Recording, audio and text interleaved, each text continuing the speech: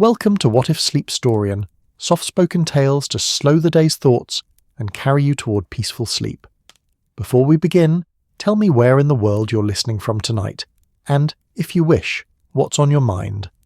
I read every note and love keeping quiet company across distances. If this brings you peace, a like and subscribe will help me make more nightbound stories. And if you'd like to support even further, you can buy me a coffee through the link in the description. Now, settle in, get comfortable, and breathe with me as we begin. The kettle on the kitchen range of 221B Baker Street sang its familiar song, not loud but insistent, a gentle whistle that had become as much a part of the afternoon as the light falling through the windows. It was that particular time of day when London seemed to pause, when the street below grew quiet enough to hear one's own thoughts, and the gas lamps hadn't yet been lit, leaving the world suspended between daylight and dusk. The rain had been falling since morning, a soft, persistent patter that muted the city's usual clamour, turning even the busiest thoroughfares into something dreamlike and distant. Mrs. Hudson climbed the stairs to the sitting room with the careful, practiced steps of someone who had made this journey 10,000 times before. Her hands were warm from the kitchen, her apron dusted with flour from the afternoon's baking, and her mind already turning toward the evening ahead. Preparations for dinner, the mending that waited in her small quarters, the 100 small duties that filled the hours of a housekeeper's life. The stairs creaked beneath her feet as they always did, a sound so familiar it barely registered anymore. Yet there was something else this afternoon, something caught in the corners of the flat, a quality of stillness that made even these ordinary sounds seem to echo with a peculiar significance. The sitting room at 221B Baker Street was a world unto itself. It was a room of shadows and secrets, of objects that had accumulated over years of habitation, books stacked in precarious towers, curiosities cluttering the mantelpiece, the violin resting on a chair, scientific apparatus crowding the small table by the window.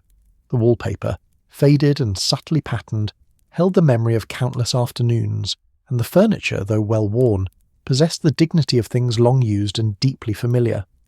2 comfortable chairs faced each other across a low table, and between them the tea service waited, a modest arrangement of white porcelain and silver, the silver gleaming softly in the grey afternoon light.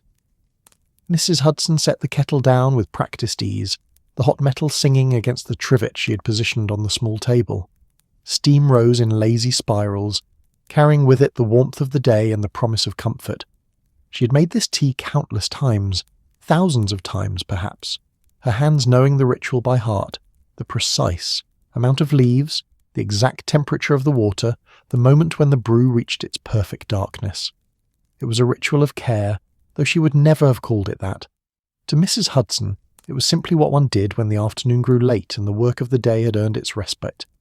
But as she reached for the sugar bowl, her hand paused. Something was wrong. Not dramatically wrong, not in any way that would have caused alarm, but wrong in the way that small things sometimes are when they are out of place.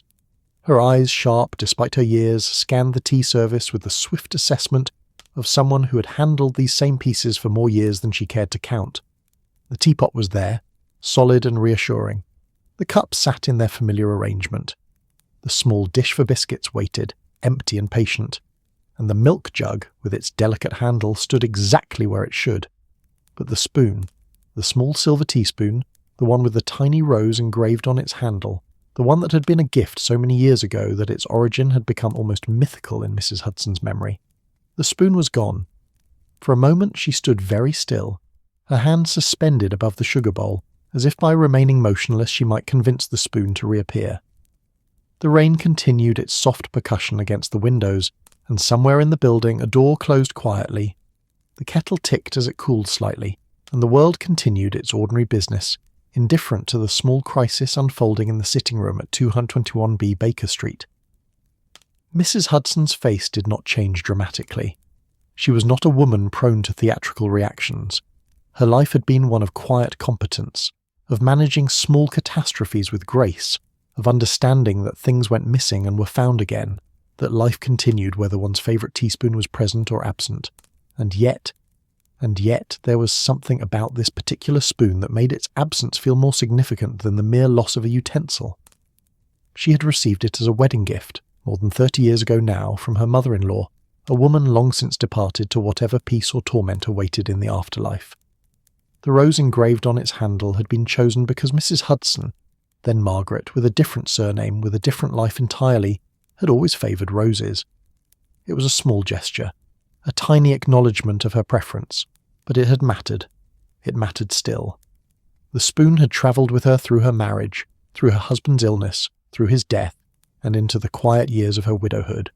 It had been present at countless meals, had stirred sugar into thousands of cups of tea, and had become, through sheer accumulation of time and use, something more than mere silver and engraving. It was a memory made tangible. It was the past held in one's hand, and now it is gone. Mrs. Hudson set down the sugar bowl and turned to survey the room more, carefully. The sitting room was in its typical state of organised chaos. Mr. Holmes had been here that morning. She had heard him pacing, as he often did when a thought was troubling him, back and forth across the floor with that peculiar rhythm that she had learned to recognise as the sound of his mind working itself towards some conclusion. Dr. Watson had been in and out during the past week, sometimes with Mr. Holmes, sometimes alone, occasionally emerging from their rooms looking thoughtful or, on one memorable occasion, faintly exasperated. The teaspoon, she reasoned, might have slipped beneath a cushion, or been placed on the small side table and then moved by accident. These things happened. The world was full of small mysteries, most of which resolved themselves into nothing more than absent-mindedness, or the ordinary chaos of daily life. And yet Mrs. Hudson found herself moving slowly through the sitting room, her eyes scanning the familiar landscape of the space with new attention. The rain outside seemed to intensify for a moment, as if the sky itself were leaning in to witness this small crisis. The windows of 221B Baker Street were tall and narrow, typical of London townhouses of the era, and they looked out onto Baker Street proper, where the afternoon traffic moved in muted waves. A hansom cab passed, its horses' hooves muffled by the wet street. A street vendor's cry was distant and almost musical in its remoteness.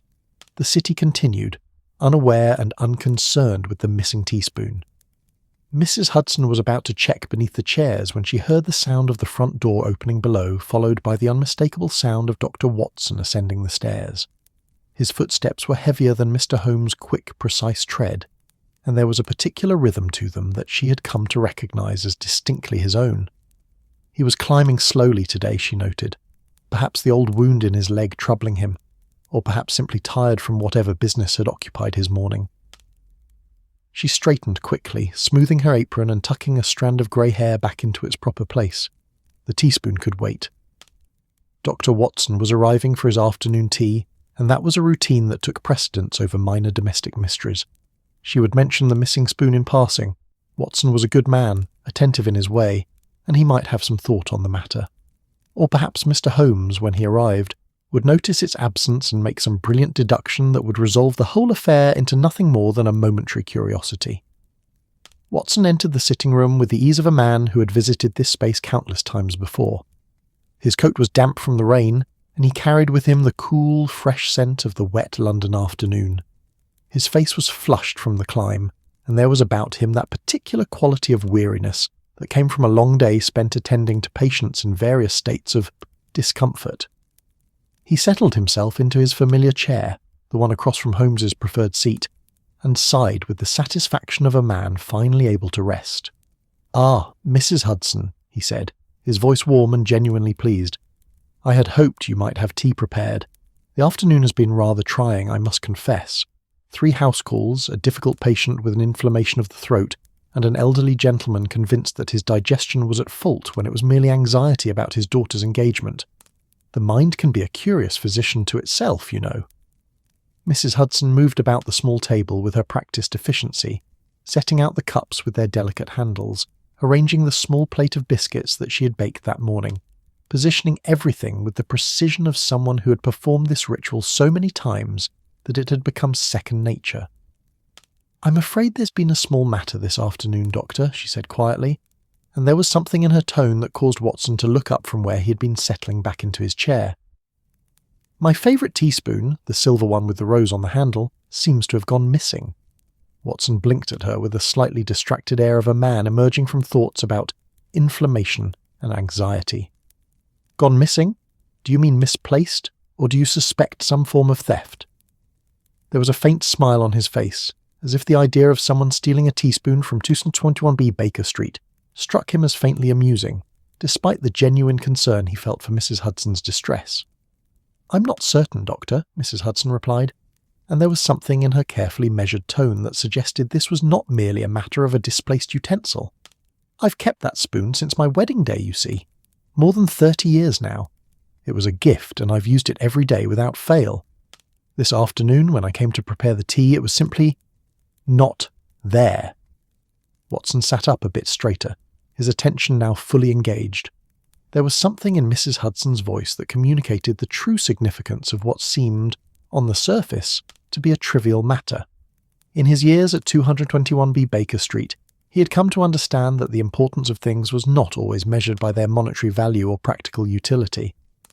The missing teaspoon, in that moment, became more than a teaspoon.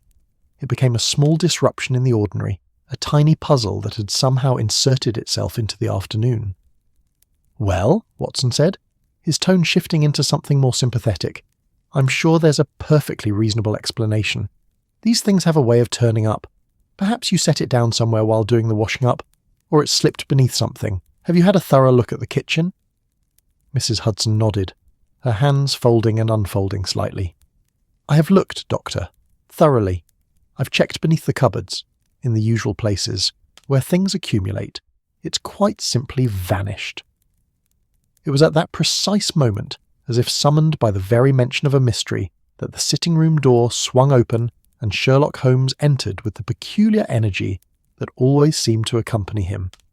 His eyes were bright, his expression suggesting that his mind had been engaged in some absorbing problem, and there was about him the restless quality of a man whose intellect was constantly seeking stimulation. He paused in the doorway for just an instant, his gaze sweeping across the room, taking in Mrs. Hudson's posture, Watson's expression, and the arrangements of the tea service in one swift, comprehensive assessment. "Ah," he said, and there was something in his voice, some quality of amusement or perhaps recognition, that suggested he had already perceived the small crisis that had unfolded in the sitting-room. "I perceive that Mrs. Hudson has discovered the loss of something precious.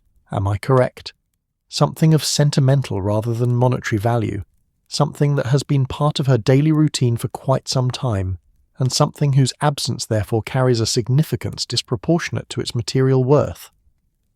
Watson had learned long ago not to be entirely surprised by Holmes's deductions, and yet each time they occurred, they possessed a quality of minor miracle that made him stare just for a moment at the detective with something approaching wonder. Mrs. Hudson, for her part, looked at Holmes with an expression somewhere between gratitude and resignation. "My teaspoon, Mr. Holmes," she said simply. "The silver one with the rose." "Ah," Holmes said again, and he smiled. A genuine smile, not the thin, cutting expression he sometimes wore, but something warmer and more engaged. "Then I believe we have before us a small mystery most worthy of investigation. Not perhaps one destined to grace the pages of the evening papers, but a mystery nonetheless. And mysteries, Mrs. Hudson, regardless of their scale, are the very essence of existence. Shall we begin?" And so, on that quiet afternoon in London, with the rain falling softly outside and the light beginning its slow descent toward evening, the mystery of the missing teaspoon took on a shape and weight that would soon reveal itself to be far more significant than anyone, least of all poor, bewildered Watson, could have anticipated. The tea sat cooling in its pot, the biscuits waiting patiently on their plate, and the silver spoon remained absent, a small void in the ordinary world of 221B Baker Street waiting to be solved. The afternoon had deepened perceptibly in the moments since Holmes had announced his intention to investigate, and the quality of light in the sitting-room had shifted to that particular shade of grey that London afternoons assumed when rain persisted and the day refused to brighten. The gas lamp still remained unlit, though shadows had begun to gather in the corners of the room, transforming familiar objects into slightly mysterious silhouettes. Holmes had settled himself into his chair with the air of a man preparing for something momentous, though whether the occasion warranted such ceremony was, as Watson had often reflected, entirely a matter of perspective. "Now then," Holmes began, steepling his fingers beneath his chin in that characteristic gesture that Watson had come to recognise as indicative of intense concentration, "let us approach this matter with the rigorous methodology that such a mystery demands. "Mrs. Hudson, I must ask you to bear with me, whilst I conduct what I am pleased to call a proper inquiry. The disappearance of a beloved object is, in its own way, every bit as worthy of investigation as the most spectacular crime. Indeed, one might argue that it is more worthy, for the personal element introduces complications of emotion and memory that the purely criminal case often lacks." Watson, who had been in the process of settling more comfortably into his chair with his tea, found himself instead sitting forward with renewed attention. There was something in Holmes's tone, a quality of engagement that suggested the detective was not merely humouring Mrs. Hudson, but was genuinely intrigued by the puzzle before them. This, Watson had learned, was often the way of things at Baker Street. What appeared trivial on the surface frequently concealed layers of complexity that only Holmes' peculiar mind seemed capable of perceiving. Mrs. Hudson stood near the mantelpiece, her hands clasped before her, waiting. The teapot steamed gently between them, still hot, still useful, though somehow diminished in its purpose by the absence of the spoon that should have accompanied it. Outside the windows, Baker Street continued its wet and quiet afternoon commerce, utterly indifferent to the small drama unfolding in the sitting-room above. First, Holmes continued rising from his chair with the restless energy that seemed to inhabit his frame almost constantly. "I require a detailed account of your morning and early afternoon. When did you last see the spoon? Where was it? What were the circumstances surrounding that final observation?" Mrs. Hudson considered this with the seriousness that such an interrogation deserved. "I used it this morning, Mr. Holmes, at breakfast time. I was preparing tea for myself and my sister. She had called round for a visit, and the spoon was there in the service, where it always is. After breakfast, I cleared away the things, washed the service thoroughly, and set it out fresh for this afternoon's tea with Dr. Watson. It was there when I began this afternoon, I'm quite certain of it. It wasn't until I came to prepare the water just now that I noticed it was absent." Holmes began to pace, moving in that characteristic manner of his, back and forth, covering the worn carpet with measured strides, whilst his eyes remained half closed and his mind, one sensed, was entirely engaged elsewhere. "Your sister," he said, not as a question but as a statement that nonetheless invited clarification. "She is a regular visitor, I presume? She would have no reason to take the spoon, no desperate financial circumstances, no peculiar habit of appropriating household items." "My sister," Mrs. Hudson said with a faint smile, "is a respectable woman of considerable means, Mr. Holmes. Her husband is a solicitor in Hampstead. She has no need for my teaspoons, and she certainly harbours no tendency toward theft." "Precisely," Holmes said, and Watson noticed that the detective was now examining various objects on the mantelpiece, picking them up with delicate precision and setting them down again. "The sister is merely establishing the context, the boundaries of our inquiry. She's not herself a suspect, but rather a marker in the timeline, a witness, as it were, even if unconscious of what she witnesses. She left at what hour?" "Shortly after 10 o'clock, Mrs. Hudson replied. "She has a committee meeting at the Ladies' Aid Society at 11, and it's in Kensington." Holmes nodded, seeming satisfied with this temporal marker. He had now moved to the window and was examining the frame with a thoroughness that suggested he suspected the spoon might have somehow launched itself through the glass in a fit of metallic independence. Watson found himself suppressing a smile at the absurdity of this investigation, and yet he knew from experience that Holmes rarely undertook any inquiry without reason. If the detective was examining the window, then there was, in his estimation, something about the window worth examining.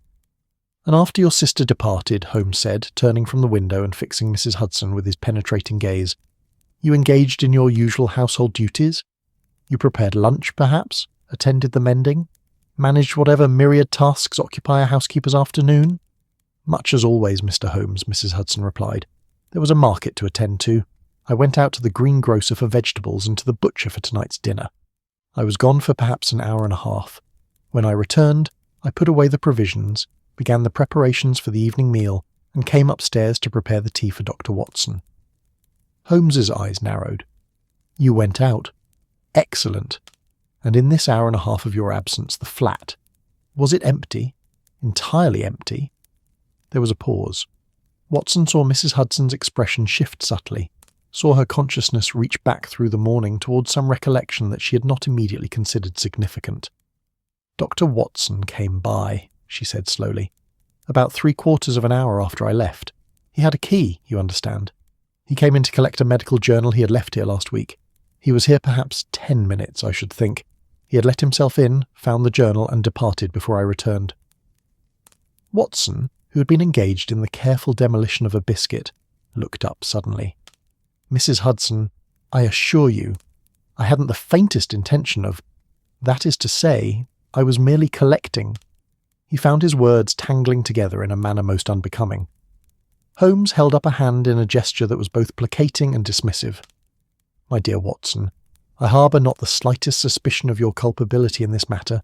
The spoon has not, I presume, been stolen by you, and subsequently sold to the nearest fence for opium money. Rather, I wish to establish the movements of all parties during the crucial period. Come now, Watson, when you entered the flat this morning, was the sitting room undisturbed? Was everything as you would normally expect to find it?"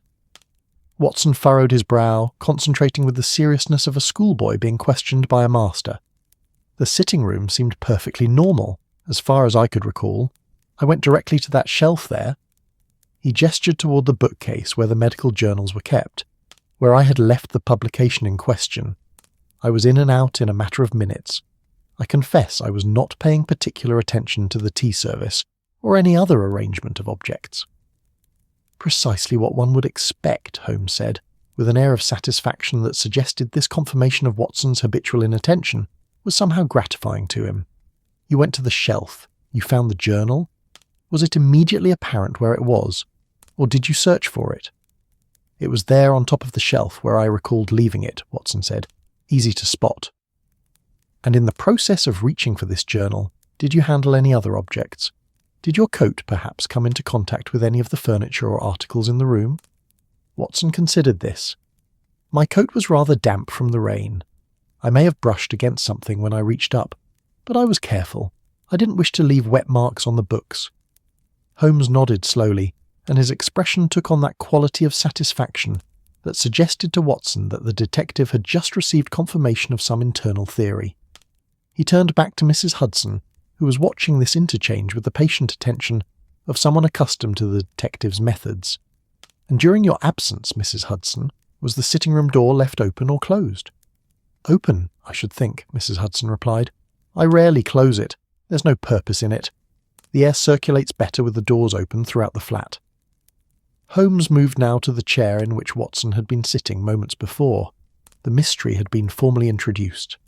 He examined the cushions with a minuteness that seemed to Watson to border on the theatrical, running his fingers along the upholstered surface as if he suspected the chair itself might harbour secrets.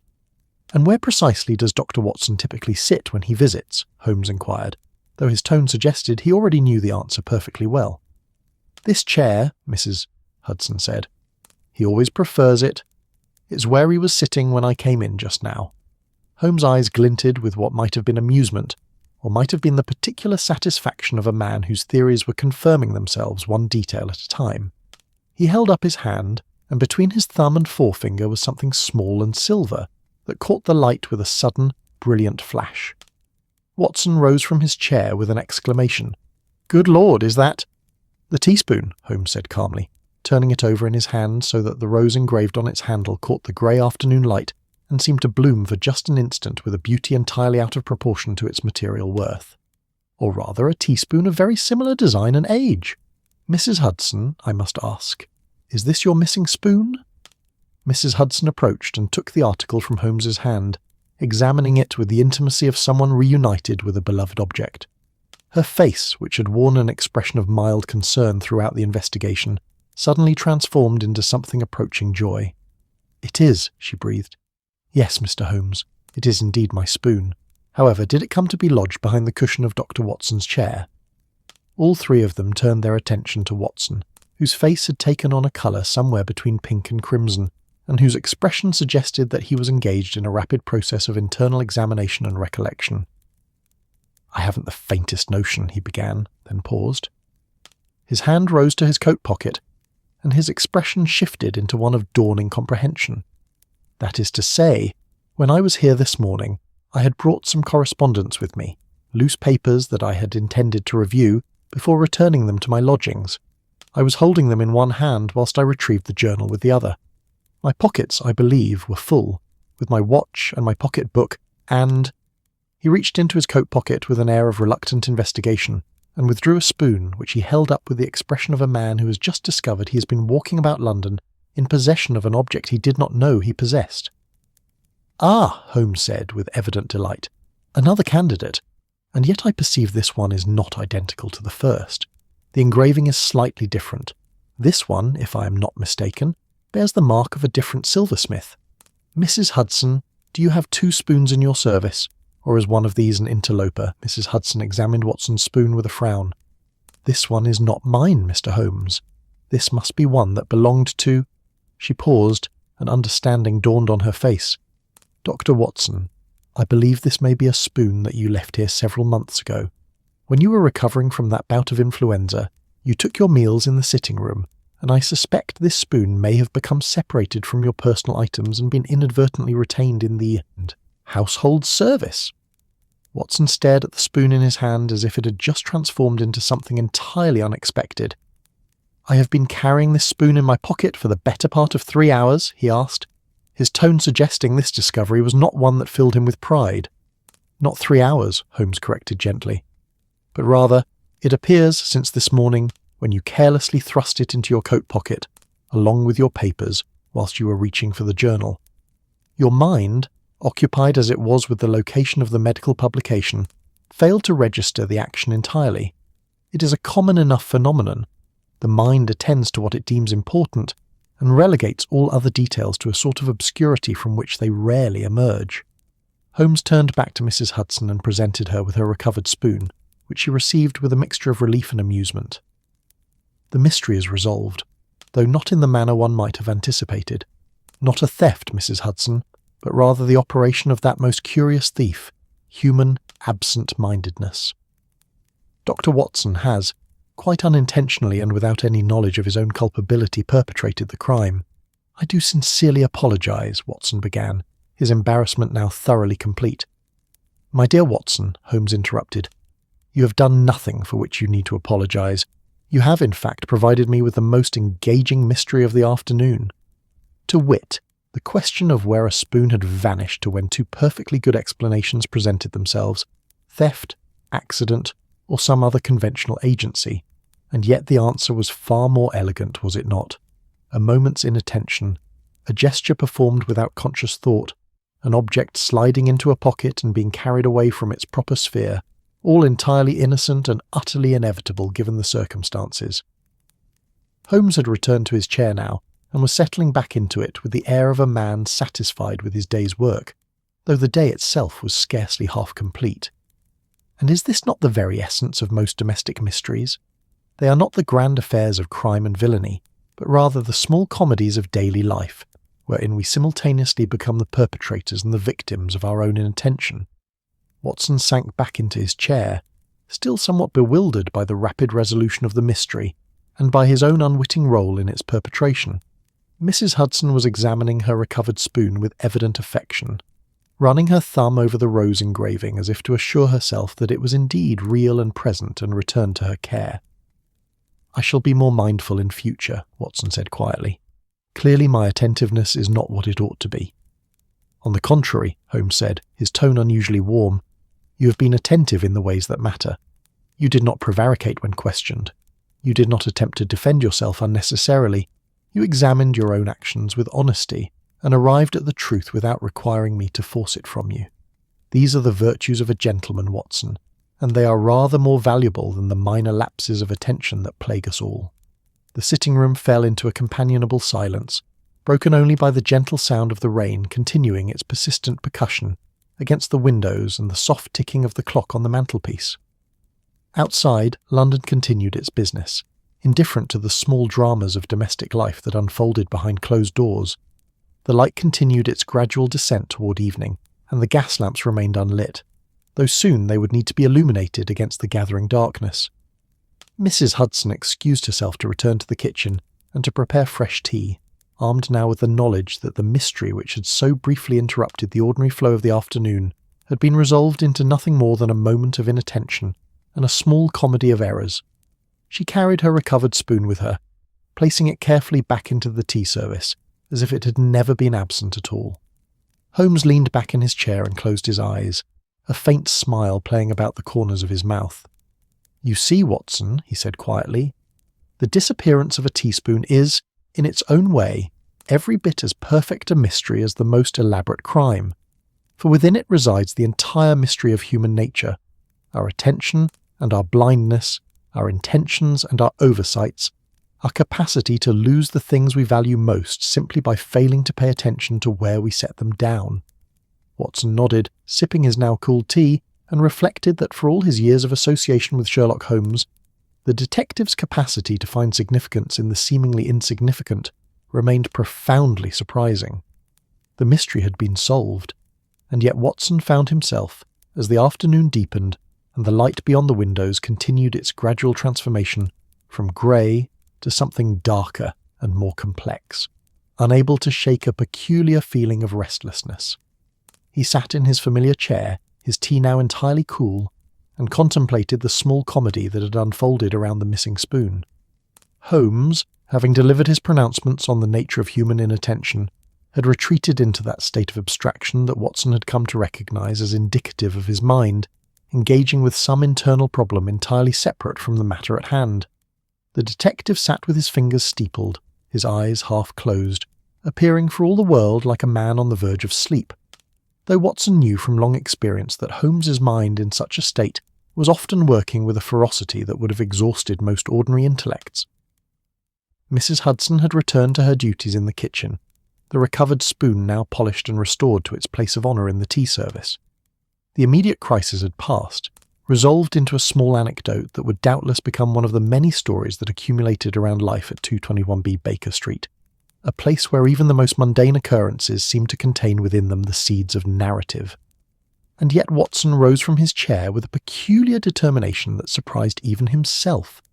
There was something in his mind that refused to settle, some small voice suggesting that the matter, whilst officially concluded, harboured within it a significance that had not been entirely exhausted by Holmes's elegant deduction. He found himself drawn toward the chair in which he had been sitting when Mrs. Hudson discovered the spoon's disappearance, and he began, with the methodical care of a man engaged in a task of genuine importance, to examine the cushions and the spaces around them with a thoroughness that approached Holmes's own habits of observation. The afternoon light, filtered through the tall windows of the sitting room, had taken on that peculiar quality that London afternoons assumed when rain persisted and the day refused to brighten.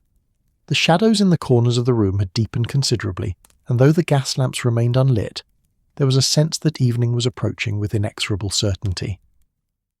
The clock on the mantelpiece ticked with a steady rhythm that seemed, in the relative quiet of the room, almost loud, a sound that marked the passage of time with an insistence that could not be ignored. Watson's examination of the chair yielded nothing of particular interest. The cushions were firm and well maintained, the upholstery showing only the ordinary wear that came from regular use, and yet the physical act of searching, of moving about the room with purpose and intention, seemed to engage some part of his mind that had been restless. He found himself, almost without conscious decision, moving through the sitting room with an attention to detail that he did not ordinarily bring to such domestic matters. The side table, upon which various items accumulated in the manner of such tables everywhere, presented itself to his scrutiny. Here lay the evening's newspapers, a small dish of matches, a half-burned candle from the previous evening, a book that Holmes had been reading and had subsequently abandoned, and various other items that accumulated through the simple passage of daily life. Watson examined each object with a seriousness that seemed to belie the triviality of what he was inspecting. And then, as his hand reached toward the newspapers, a memory surfaced, sudden and vivid, of that morning when he had come to retrieve the medical journal. He had been, he recalled now, in a state of some distraction. There had been, if memory served correctly, a matter that had been troubling him. What had it been? His mind reached back through the hours of the day, through the house calls and the patients and the accumulated minutiae of a physician's afternoon toward that earlier moment of mild concern. Ah, yes. There had been a letter that morning, correspondence from an old friend, a fellow who had served with him in Afghanistan, a man whose circumstances had taken an unexpected turn, and who had written seeking Watson's advice on a matter of considerable delicacy.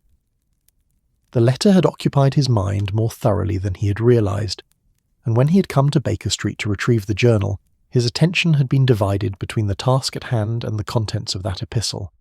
He recalled now, with a vividness that seemed almost to recreate the moment itself, the manner in which he had entered the sitting-room, his mind occupied, his eyes searching the shelves for the familiar spine of the medical publication.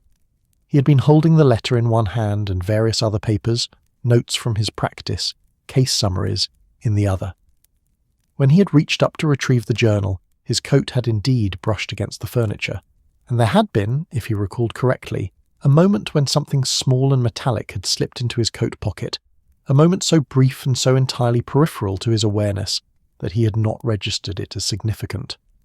The recollection carried with it a wave of embarrassment so profound that Watson found himself moving with renewed energy throughout the room, as if physical activity might somehow mitigate the significance of his absent-mindedness. He had carried a teaspoon about in his pocket for the better part of 3 hours, wholly unaware of its presence, and had only discovered the fact through Holmes' characteristically brilliant deduction and the subsequent interrogation. It was at this moment, as Watson stood in the centre of the sitting-room with his hands on his hips, contemplating the various ways in which he might improve his powers of attention, that he became aware of a change in the quality of the light. The afternoon, which had maintained a certain stability of grey illumination despite the rain, had shifted. The light now carried a quality of dimness that suggested evening was no longer a distant prospect, but an imminent reality. The shadows in the corners of the room had deepened from grey to something approaching darkness, and the world outside the windows had taken on the hushed quality that London assumed when daylight began its surrender to night. Holmes remained unmoved in his chair, apparently oblivious to the changing light and the passage of time. Watson realised, with a mixture of amusement and exasperation, that the detective likely had not even noticed the progression of the afternoon. To Holmes, so engaged with his own internal processes, the external world often ceased to exist entirely. Watson moved toward the window and gazed out at Baker Street as it transitioned into evening. The rain, which had been falling steadily throughout the day, had become lighter, though not less persistent. The street lamps, gas lamps that had served London with faithful regularity for decades, were beginning to be lit by the lamplighters who moved along the street with practised efficiency. There was something hypnotic about the process. The small orange flames kindling in the gathering darkness, each one a small beacon against the encroaching night. A hansom cab passed below, its wheels making a soft splashing sound against the wet cobblestones. From somewhere in the distance, Watson could hear the cry of a street vendor, distant and almost musical in the way that London's street sounds became when filtered through evening's peculiar acoustics. The city was settling into its evening rhythm, the daytime commerce gradually giving way to the quieter business of the night. Watson found himself thinking about the nature of attention and oversight. How many things did a person move through the world while remaining entirely unaware of their presence? How many small dramas unfolded in the periphery of consciousness, never registering, never demanding acknowledgement? The missing teaspoon, or rather the spoon that had not been missing but merely misplaced through his own carelessness, seemed to him now to be emblematic of something more profound than mere absent-mindedness. He turned from the window and moved toward the small bookcase where the medical journals were kept. The journal he had retrieved that morning had been returned to its place, he noted, though he could not recall precisely when that had occurred. Perhaps Mrs. Hudson, in her methodical way, had returned it after discovering its presence, or perhaps he himself had done so, and forgotten. The books on the shelf stood in neat rows, their spines worn from frequent use and consultation. Some of them bore the marks of Watson's own annotations, small underlinings and marginal notes that indicated passages of particular interest or importance. Running his fingers along these familiar spines, Watson found himself reflecting on the ways in which knowledge accumulated, how understanding grew through the patient accumulation of small details and careful observation. It was this reflection that brought to his mind, with sudden clarity, something that Holmes had said earlier, something about the spoon having been missed entirely from consciousness until the moment when its absence became apparent. The spoon had been present all along, after all, not in its proper place perhaps, but present in the world, carried along in Watson's coat pocket as he went about his daily business. And yet, because he had not been aware of its presence, he had not thought to search for it. The fact of its location had been entirely irrelevant to his consciousness. The sitting room had grown substantially darker now, and Watson realised that the gas lamps would need to be lit soon if anyone intended to read or work by anything other than the fading daylight. He moved about the room, attending to the various lamps with the routine efficiency of a long habit. The soft hiss of gas, igniting, the gradual brightening of the mantles, the familiar ritual of evening illumination, all of these seemed to Watson to carry a weight beyond their practical necessity. Holmes stirred slightly in his chair as the gas lamps brightened, though whether he had been aware of the gathering darkness or was simply responding to some internal clock that suggested the time for action had arrived was impossible to determine. The detective's eyes opened, and he surveyed the room with the careful attention of a man emerging from deep contemplation. "You have been conducting your own investigation," Holmes observed, with that uncanny perceptiveness that Watson had long since learned to accept as a characteristic of his friend's extraordinary faculties. "Your examination of the chair and the surrounding area was thorough, though somewhat less systematic than it might have been. You were, I perceive, engaged not merely in searching for something concrete, but in some form of internal reflection, prompted by your own role in the morning's events." Watson, who had been caught in the act of adjusting one of the lamp mantles, turned to face the detective with an expression that mingled sheepishness with a kind of defensive pride. "I was attempting," he said, "to understand how I could have been so thoroughly inattentive as to carry away a spoon without any awareness of the fact. It seemed to me a matter worth investigating, particularly in the light of your observations about the nature of human attention."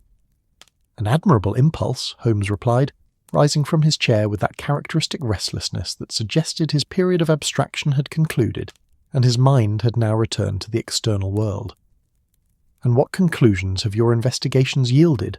What wisdom have you extracted from this examination of the domestic scene?" Watson considered this question seriously. "I have concluded," he said slowly, "that I am a good deal less observant than I had previously believed myself to be. I have also concluded that the smallest objects can possess significance entirely disproportionate to their material worth. And I have concluded further that the nature of mystery is often such that the answer lies not in some complex explanation, but rather in a simple truth obscured by oversight and inattention." Holmes smiled, and there was in that smile something warm and genuine that suggested he was not merely being polite, but was genuinely pleased by Watson's reflections. "You have, my dear Watson, advanced in wisdom considerably since this morning.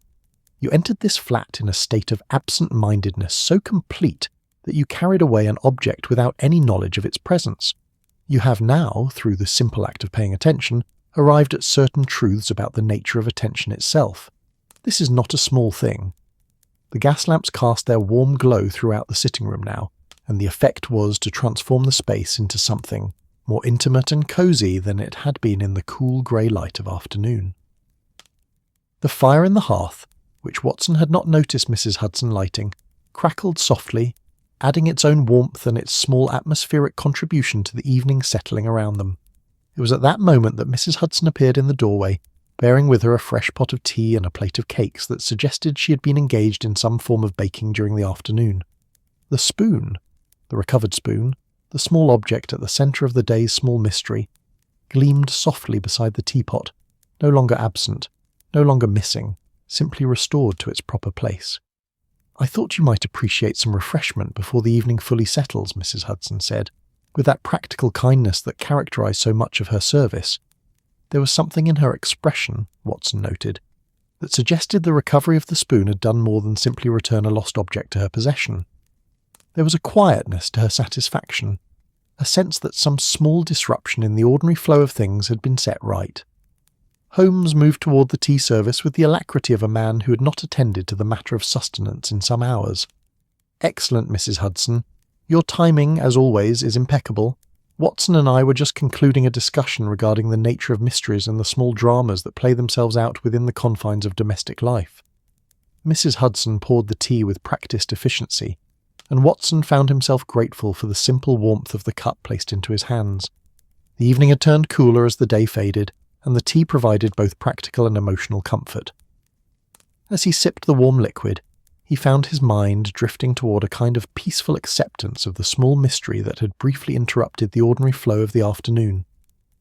The rain continued outside, though it had lightened further, and the sounds of London settling into evening drifted up through the windows, the cries of vendors packing up their goods, the sound of carriage wheels on wet cobblestones, the distant bells of the city marking the passage of time with the same regularity that the clock on the mantelpiece employed.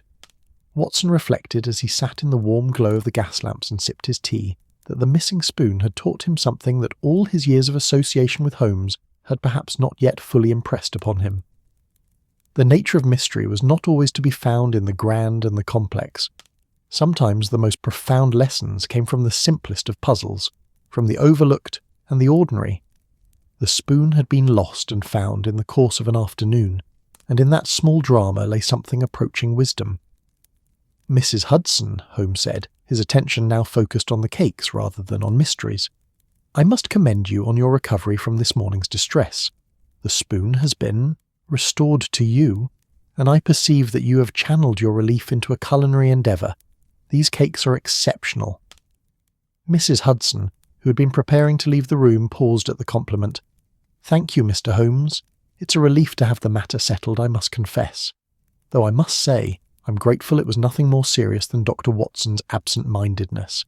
There are worse things that might befall a treasured object. As she departed, Watson found himself thinking about the deeper truth in her words. Objects could be lost and found. Time could pass. Mysteries could be solved. And through it all, the quiet business of domestic life continued. The preparation of tea, the baking of cakes, the maintenance of a household that functioned with the invisible efficiency of a well-wound clock. The evening deepened around them, and Watson settled back into his chair with a sense of contentment that seemed to him entirely disproportionate to the trivial nature of the day's events. And yet perhaps that was the point, he reflected. Life's greatest satisfactions often came not from the grand and the extraordinary, but from the small moments of order restored, of mysteries solved, of missing things found and returned to their proper places. The evening had fully settled around 221B Baker Street now, that particular quality of evening that London nights possessed, neither fully dark but no longer light, suspended in a twilight that seemed to contain within it all the melancholy and romance of the city. The rain had nearly ceased, though moisture still hung in the air, and the street below had taken on that peculiar quietness that came after the day's commerce had concluded, and the evening's business had not yet fully begun. Inside the sitting-room, the gas lamps burned steadily, casting their warm glow across the familiar furniture and the accumulated objects that had made this room a kind of sanctuary for its inhabitants. Holmes had positioned himself in his characteristic manner, occupying his chair as if he were an actor upon a stage, and there was about his posture and his demeanour something that suggested he had been waiting for this particular moment, the time when the evening had deepened sufficiently that certain revelations might be made. He held a pipe in one hand, though it remained unlit, and his fingers drummed against the armrest of his chair in a pattern that Watson had long since learned to recognise as indicative of concentrated thought, reaching towards some conclusion. Mrs. Hudson had cleared away the tea things and had returned with fresh supplies, a plate of sandwiches, some cold meats, the kinds of simple provisions that sustained a household through an evening. She lingered for a moment as if sensing that something of significance was about to occur, and her eyes moved from Holmes to Watson and back again with a kind of searching attention. Mrs. Hudson, Holmes said, looking up from his contemplation of the unlit pipe. I wonder if you might remain for a moment. There is a matter that I believe requires your presence, though I hasten to assure you that nothing of alarm is intended. Rather, I have come to certain conclusions regarding this afternoon's small mystery, and I believe the resolution of the matter will be of interest to all three of us. Watson felt a flutter of apprehension move through his chest. Throughout the afternoon he had believed the matter settled. His absent-mindedness had been established, the spoon recovered, the mystery solved. And yet Holmes's tone suggested that there remained layers to be unpacked, additional significance to be extracted from the simple fact of a teaspoon having slipped, unnoticed, into a coat pocket. Mrs. Hudson settled herself into a chair that was ordinarily reserved for visitors, arranging her skirts with the composed dignity of a woman accustomed to taking her place wherever circumstances dictated that her presence was required. There was no obsequiousness in her bearing, no sense that she considered herself below sitting in the presence of her employers. Rather, there was a kind of equality that Holmes had always seemed to accord to her, a recognition that her role in the household was not merely one of service, but of partnership in the maintenance of order and civilization. "Now then," Holmes began, setting aside the unlit pipe and steepling his fingers beneath his chin in that characteristic gesture that Watson knew preceded moments of particular clarity. "Let us reconsider the events of this morning with greater attention to detail than we initially applied. We have established that Dr. Watson entered the flat in a state of some distraction, his mind occupied with correspondence of a personal nature. We have established that his objective was to retrieve a medical journal from this shelf." He gestured toward the bookcase with a graceful motion of one hand. "And we have established that in the process of reaching for this journal, some object, specifically this silver spoon, became separated from its proper location and was inadvertently carried away in Dr. Watson's coat pocket. All of which we have already thoroughly examined," Watson said, feeling a mixture of defensiveness and curiosity. "What further analysis can possibly be required?" "Patience, my dear fellow," Holmes replied, his eyes bright with something approaching amusement. "For I have not yet completed my analysis. You see, when Mrs. Hudson first discovered the absence of the spoon, she expressed concern not merely about the loss of the object itself, but about the loss of the particular significance that the object carried. She referred to it as her favourite spoon, and she mentioned that it had been a wedding gift. These facts, seemingly peripheral to the matter of its disappearance, are in fact central to understanding the true nature of what transpired this afternoon." Mrs. Hudson's hands, which had been resting quietly in her lap, tensed slightly, and her eyes fixed upon Holmes with an expression that mingled gratitude with a kind of emotional vulnerability that Watson had rarely seen on her face. "The spoon," Holmes continued, "is not merely a utensil. It is a repository of memory, a physical manifestation of a relationship long since concluded by the passage of time and the inevitability of human mortality. When Mrs. Hudson discovered its absence, the distress she experienced was not proportionate to the monetary value of a small piece of silver. Rather, it was proportionate to the emotional significance that the object carried. This, I submit, is a matter of considerable importance." Holmes rose from his chair now and began to pace, moving with that characteristic rhythm that Watson had come to associate with moments when the detective's thoughts were crystallizing into final form. The mystery, as initially presented, appeared to be one of simple disappearance. An object was present in the morning, absent by afternoon. The solution, once established, appeared to be equally simple: absent-mindedness, a moment of inattention, an accident of circumstance. And yet there is, I believe, a deeper significance to be extracted from this simple narrative. "I confess I do not perceive it," Watson said, feeling somewhat bewildered.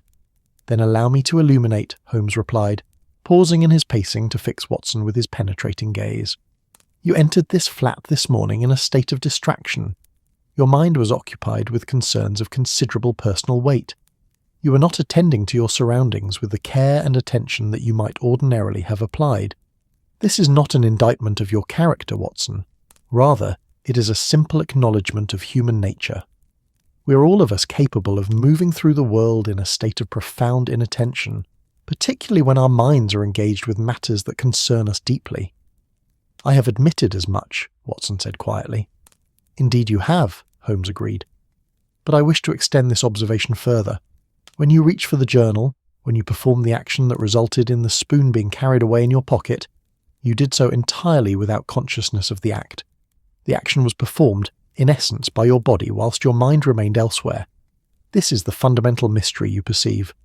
Not where the spoon went, but how an action can be performed, an object displaced, without the conscious participation of the mind that ordinarily directs such actions." Holmes moved now to the window, where the evening London was visible beyond the glass, a world of muted lights and quiet streets. And in this observation lies a truth about the nature of human existence that extends far beyond the confines of this sitting room. How many actions do we perform without conscious intention? How many small displacements of objects and order occur in the course of our daily lives without our awareness?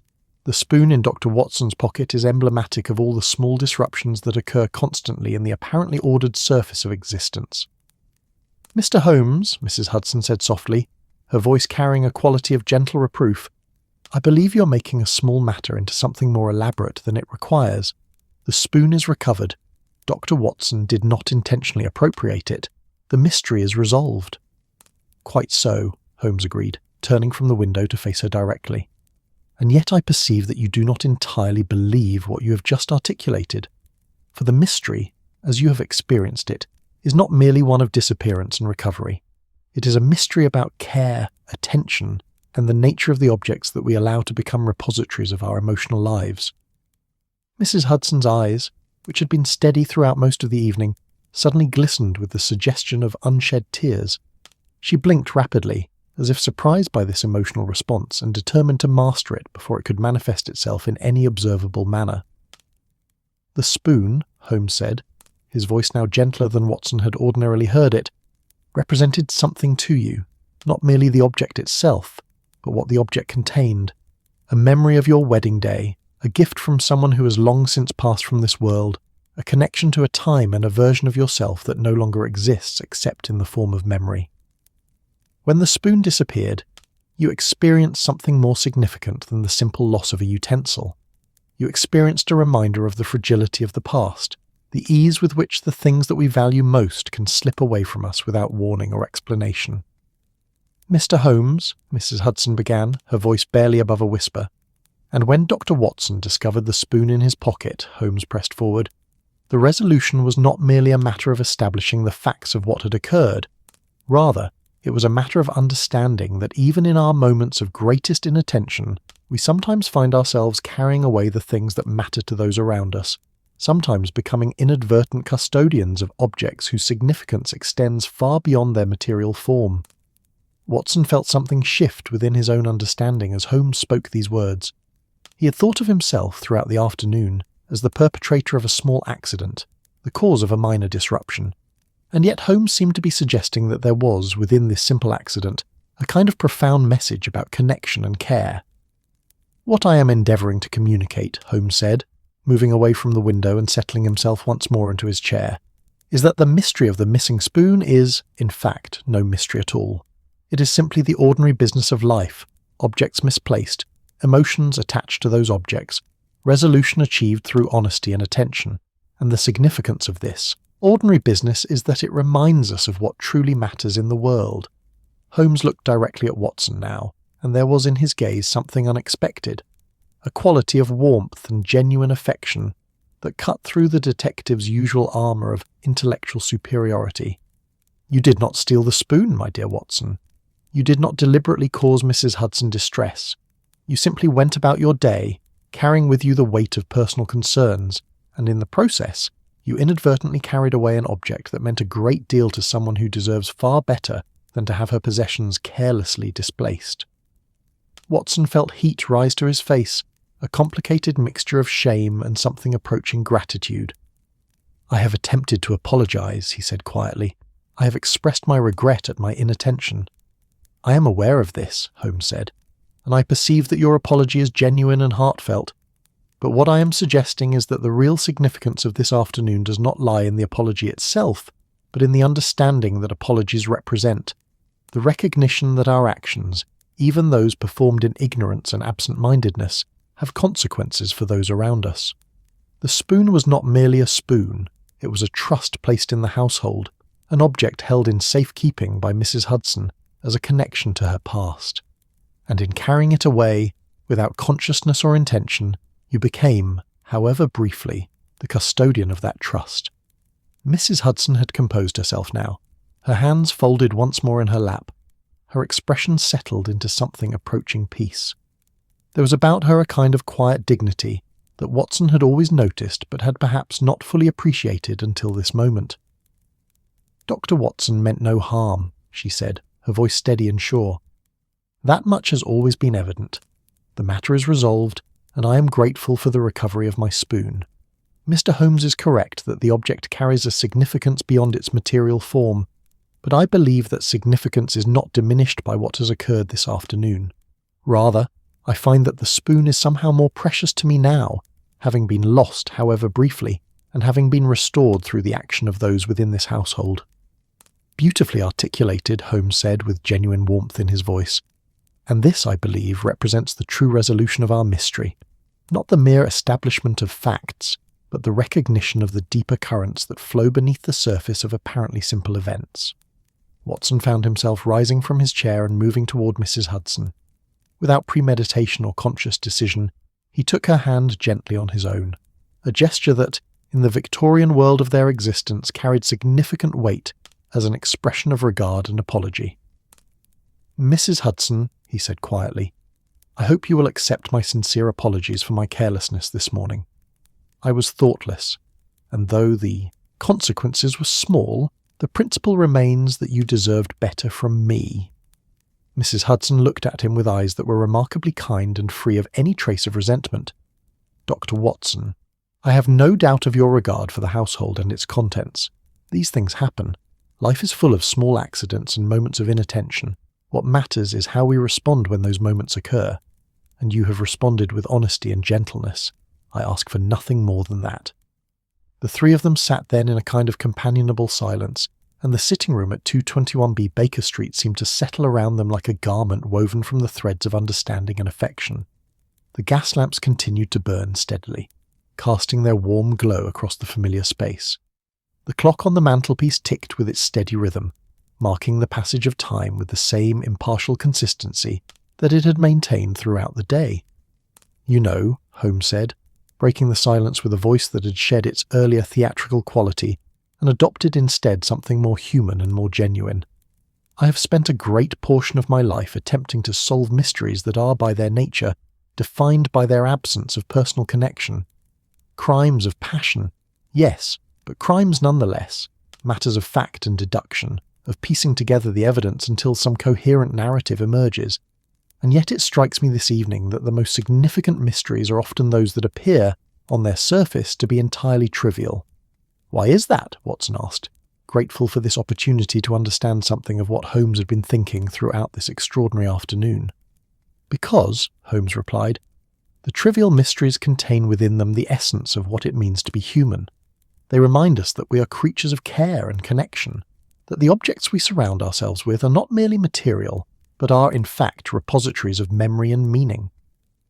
The grand crimes, the elaborate puzzles that engage my intellect are, when all is said and done, ultimately empty exercises in deduction. But this afternoon's mystery of the missing spoon, this has taught us something about ourselves and about each other that no ordinary case ever could."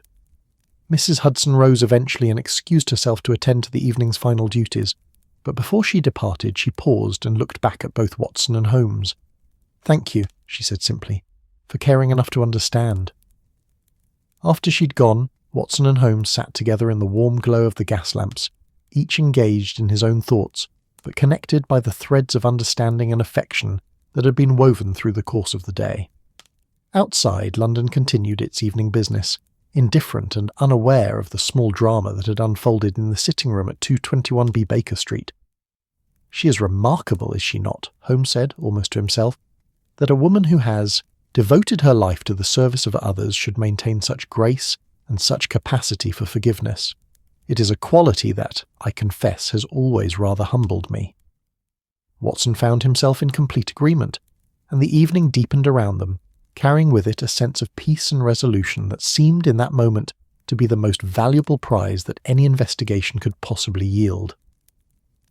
The evening had settled more deeply now, and the world beyond the windows of 221B Baker Street had taken on that particular quality of darkness that only London nights possessed.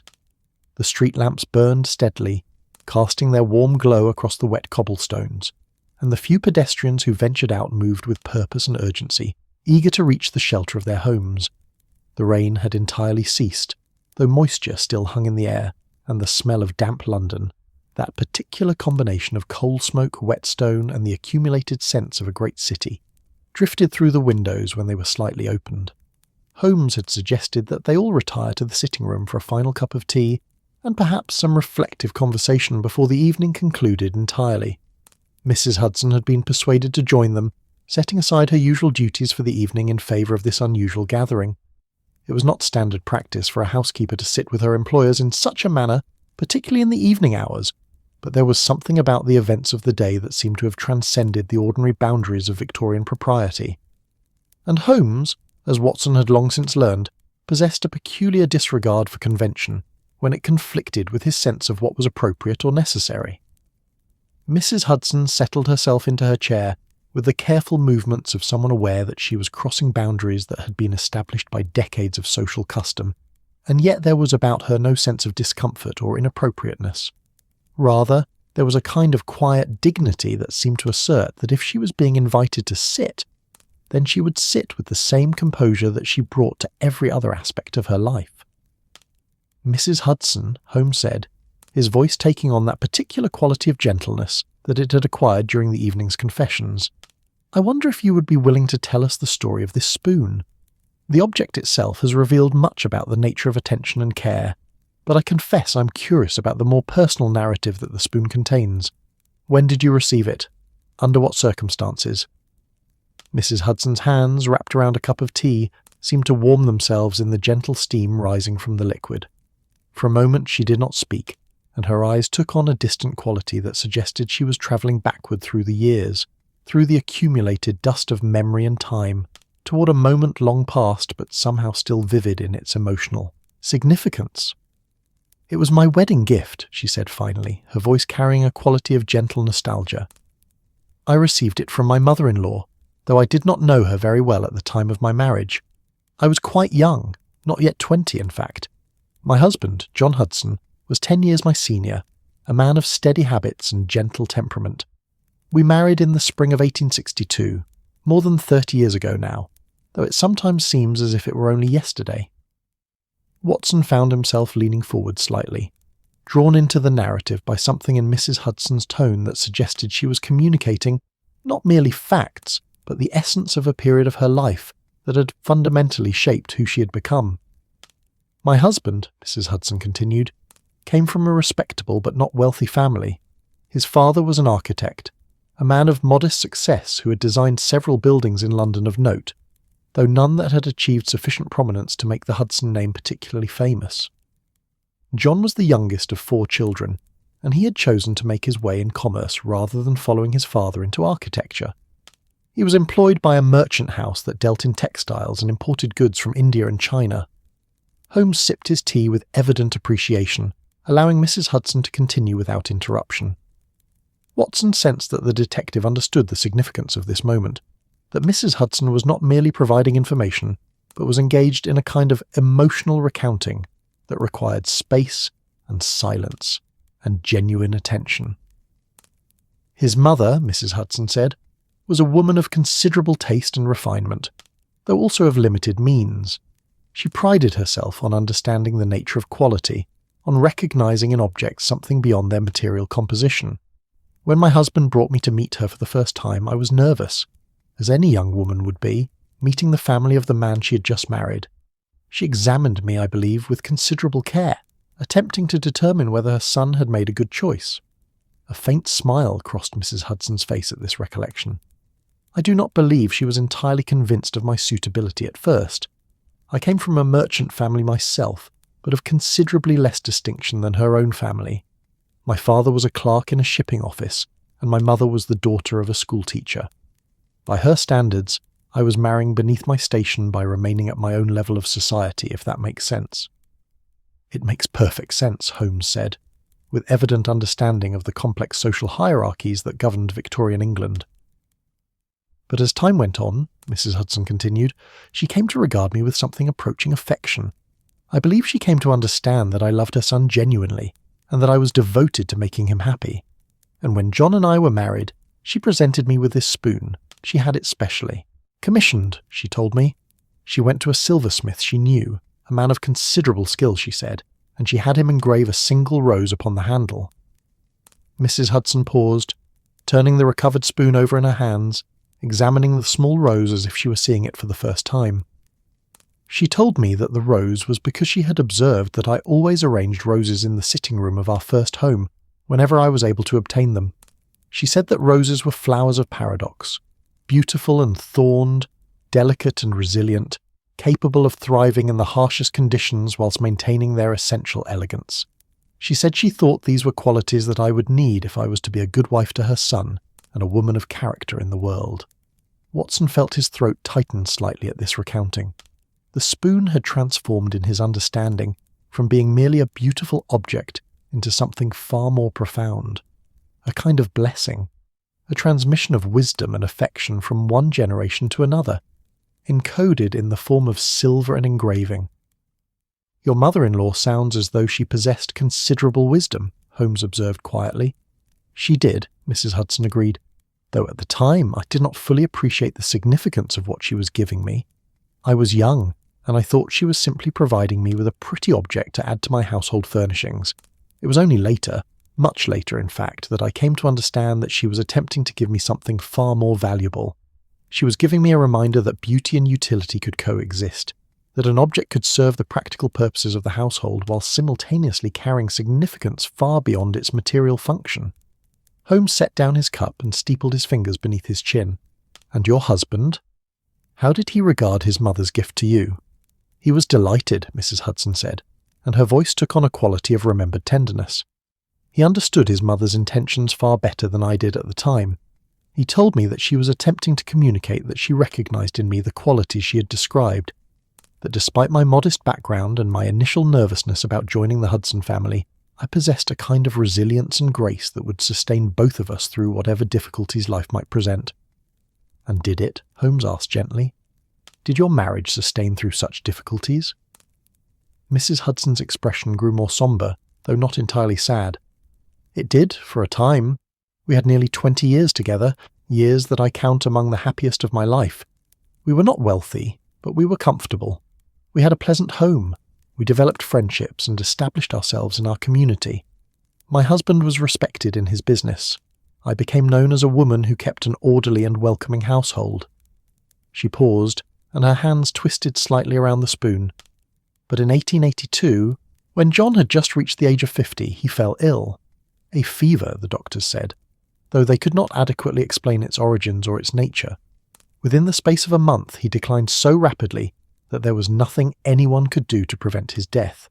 I sat with him in his final hours, and I held his hand as he slipped away from me into whatever lies beyond this world."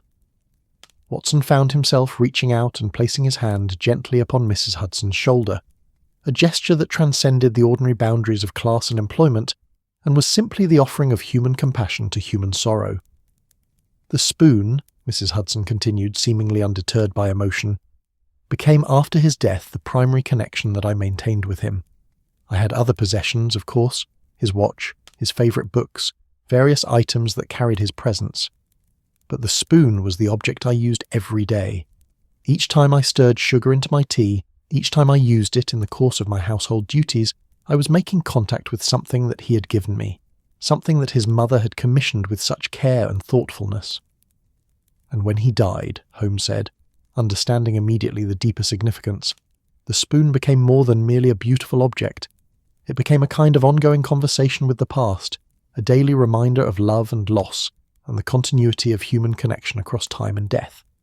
"Precisely," Mrs. Hudson said, and there was a kind of relief in her voice that suggested she'd been waiting for someone to fully understand the significance of what the spoon meant to her. "When I came to work here at 200 Tremyambi Baker Street, I brought the spoon with me. I have used it every day for the past 13 years.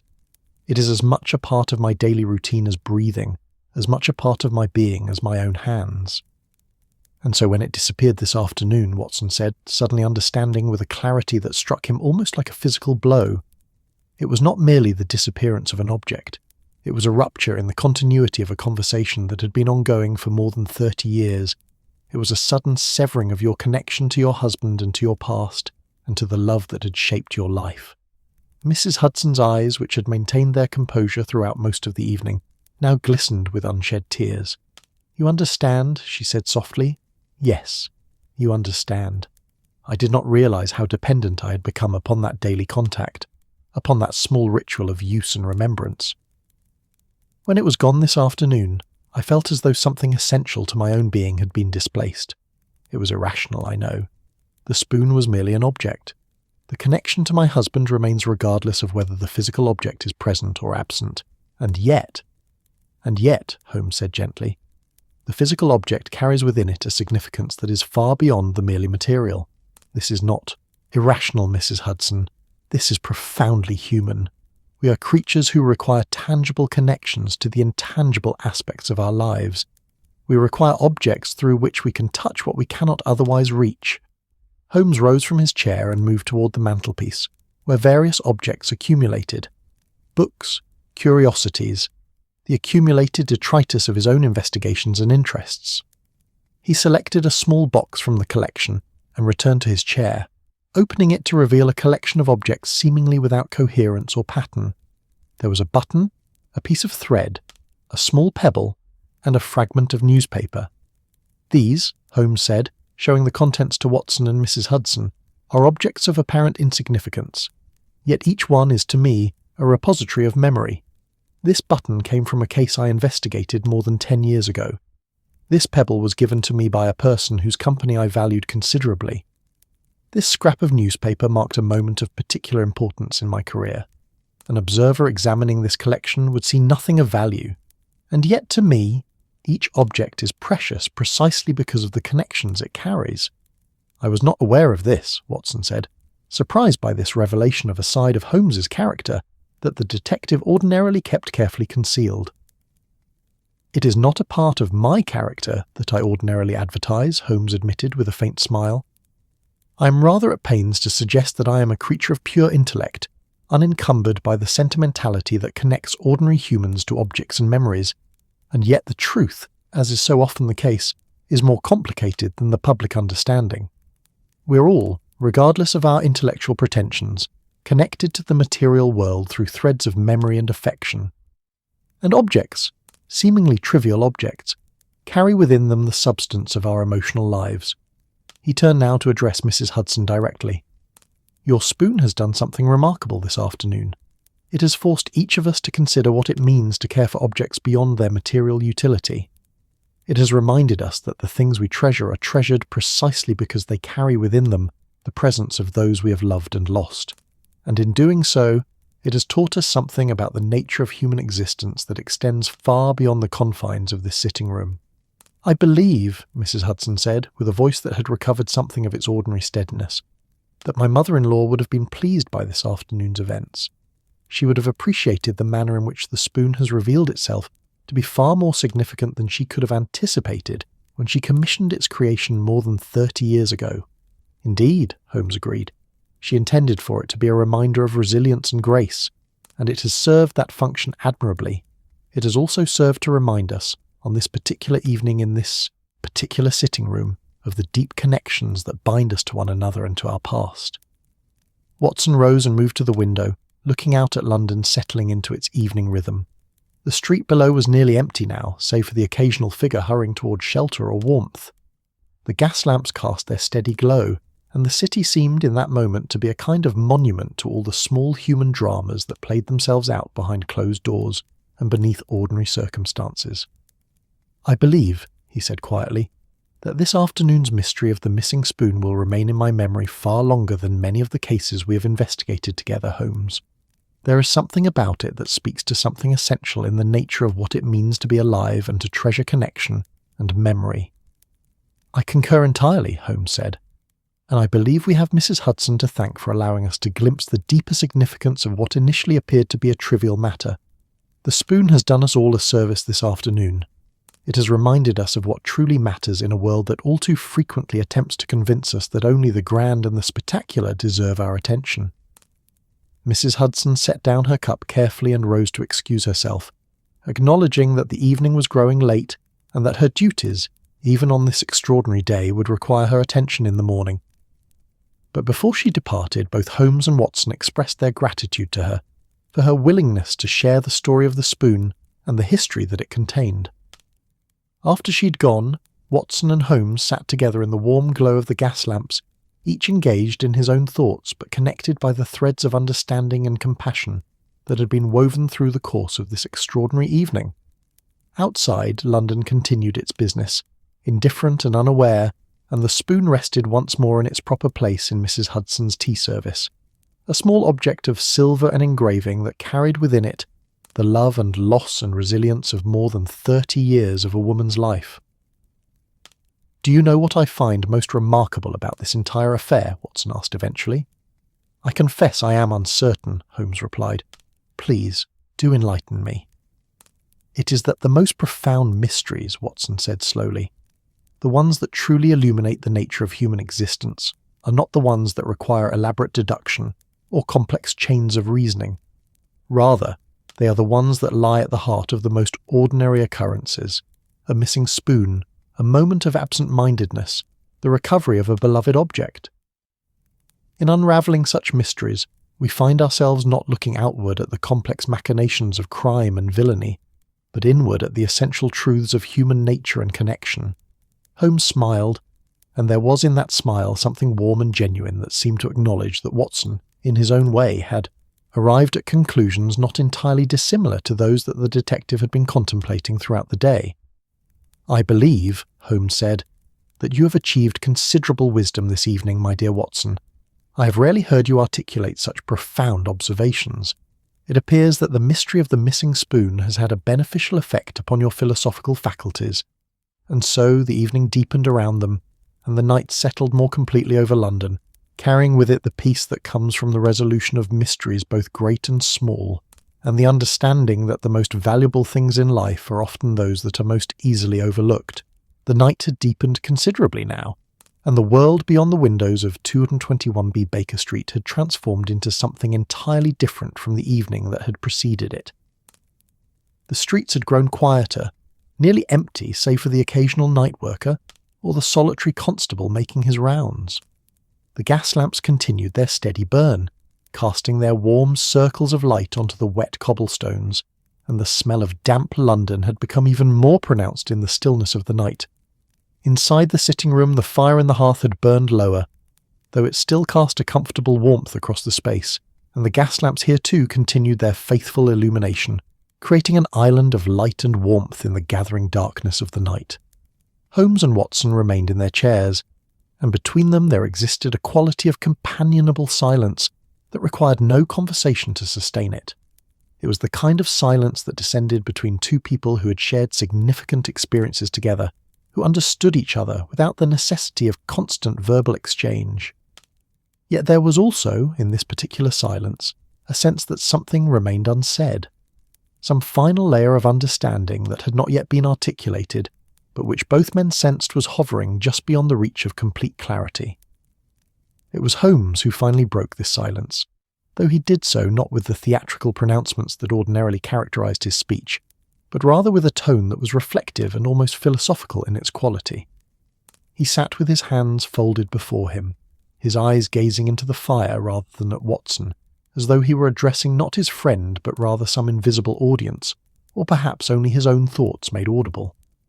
"You know," Holmes began slowly, "I have spent the greater portion of my professional life attempting to develop the capacity for observation into something approaching an art form. I have prided myself on the ability to perceive details that others overlook, to see significance in the trivial and patterns in the chaotic. I have, in short, devoted myself to the cultivation of attention as a weapon against the disorder and randomness that characterize ordinary existence." Watson listened, sensing that Holmes was engaged in a process of genuine reflection, rather than the performance that so often accompanied the detective's discourse. There was in his voice something vulnerable, something that suggested he was articulating ideas that he had perhaps never before voiced aloud. "And yet," Holmes continued, still gazing into the fire, "this afternoon's events have forced me to consider whether I have been attending to the wrong things. I have been so thoroughly absorbed in developing the capacity to observe details, the mud on a shoe, the callus on a hand, the wear pattern on a sleeve, that I wonder whether I have neglected to attend to the more significant details of human existence. Have I been so engaged in solving mysteries that I have failed to perceive the deeper mysteries that lie beneath the surface of apparent simplicity?" "I am not certain I follow your meaning," Watson said quietly, though in truth he believed he understood something of what Holmes was attempting to communicate. "Consider this afternoon," Holmes said, finally turning to look directly at Watson. "A spoon disappeared, a simple object of negligible monetary value, seemingly insignificant in every way. And yet in the course of attempting to solve this trivial mystery, we have discovered something far more profound. We have discovered that Mrs. Hudson's life is structured around objects that carry within them the residue of love and loss. We have discovered that a moment of absent-mindedness on your part was not merely a moment of absent-mindedness, but was, in fact, a reflection of a deeper truth about the human condition, that we move through the world constantly distracted, constantly carrying away pieces of our environment without full consciousness of what we're doing. Holmes rose now from his chair and moved toward the window, where he stood looking out at the night-bound streets of London. I have trained myself to observe, Watson, but in doing so, I wonder whether I have actually cultivated a capacity for inattention. I have become so focused on what is immediately before me, the puzzle that demands solution, the mystery that requires unravelling, that I have perhaps neglected to attend to the fundamental realities that surround me. The loyalty of a friend, the dignity of service, the profound significance that ordinary objects carry in the lives of ordinary people. Holmes, Watson said, rising from his own chair and moving to join the detective at the window, I believe you are being rather harsh on yourself. It seems to me that this afternoon has demonstrated that you do indeed perceive these deeper truths. The manner in which you responded to Mrs. Hudson's distress, the gentleness with which you conducted your investigation, the care with which you articulated the significance of what appeared to be a trivial matter, all of these suggest a capacity for attention that extends far beyond mere observation of physical details. Perhaps, Holmes said, and there was a hint of his characteristic irony in the word, though it was tempered with genuine uncertainty. And yet I wonder whether what I demonstrated this afternoon was genuine perception, or merely a performance of perception, whether I was truly attending to what mattered or whether I was simply providing what appeared to be the appropriate response to a situation that called for human sensitivity. Watson was silent for a moment, considering this question carefully. Outside, the night of London continued its quiet progression. Somewhere in the distance a church bell tolled the hour, its sound muffled by distance and darkness. I believe, Watson said finally, that the question itself suggests a false dichotomy. The fact that you feel uncertainty about whether your response was genuine indicates, in itself, a capacity for genuine feeling. A man whose responses were merely performance would not trouble himself with such questions. Holmes turned from the window and smiled. A genuine smile, not the thin-lipped expression he sometimes wore, but something warm and almost grateful. You may be correct, Watson. You often are, though you rarely receive sufficient credit for it. We spend so much time discussing my deductions that we neglect to recognize your capacity for understanding human nature. You perceive, in your own way, what I perceive through logical analysis. You understand people because you attend to them with genuine care rather than with the cold precision of scientific observation. The two men returned to their chairs, and Watson found that the quality of silence that now descended between them was different from what had preceded it. It was a silence charged with mutual understanding and a recognition of complementary perspectives on the world. Holmes' analytical precision balanced by Watson's emotional intuition. The spoon has taught us something, Holmes said, his voice taking on that reflective quality once more. It has taught us, I believe, that attention is not merely a matter of perceiving details. True attention is a matter of understanding the significance of those details, of perceiving not merely what is present, but what the presence of something signifies about the human beings who have created or chosen to keep it. And what has the spoon signified about Mrs. Hudson? Watson asked. That she is a woman of profound depth, Holmes replied. That beneath her competent exterior lies a rich interior life of memory and feeling. That she has survived loss with grace, and has managed to maintain continuity with her past through the simple expedient of using this object in her daily life.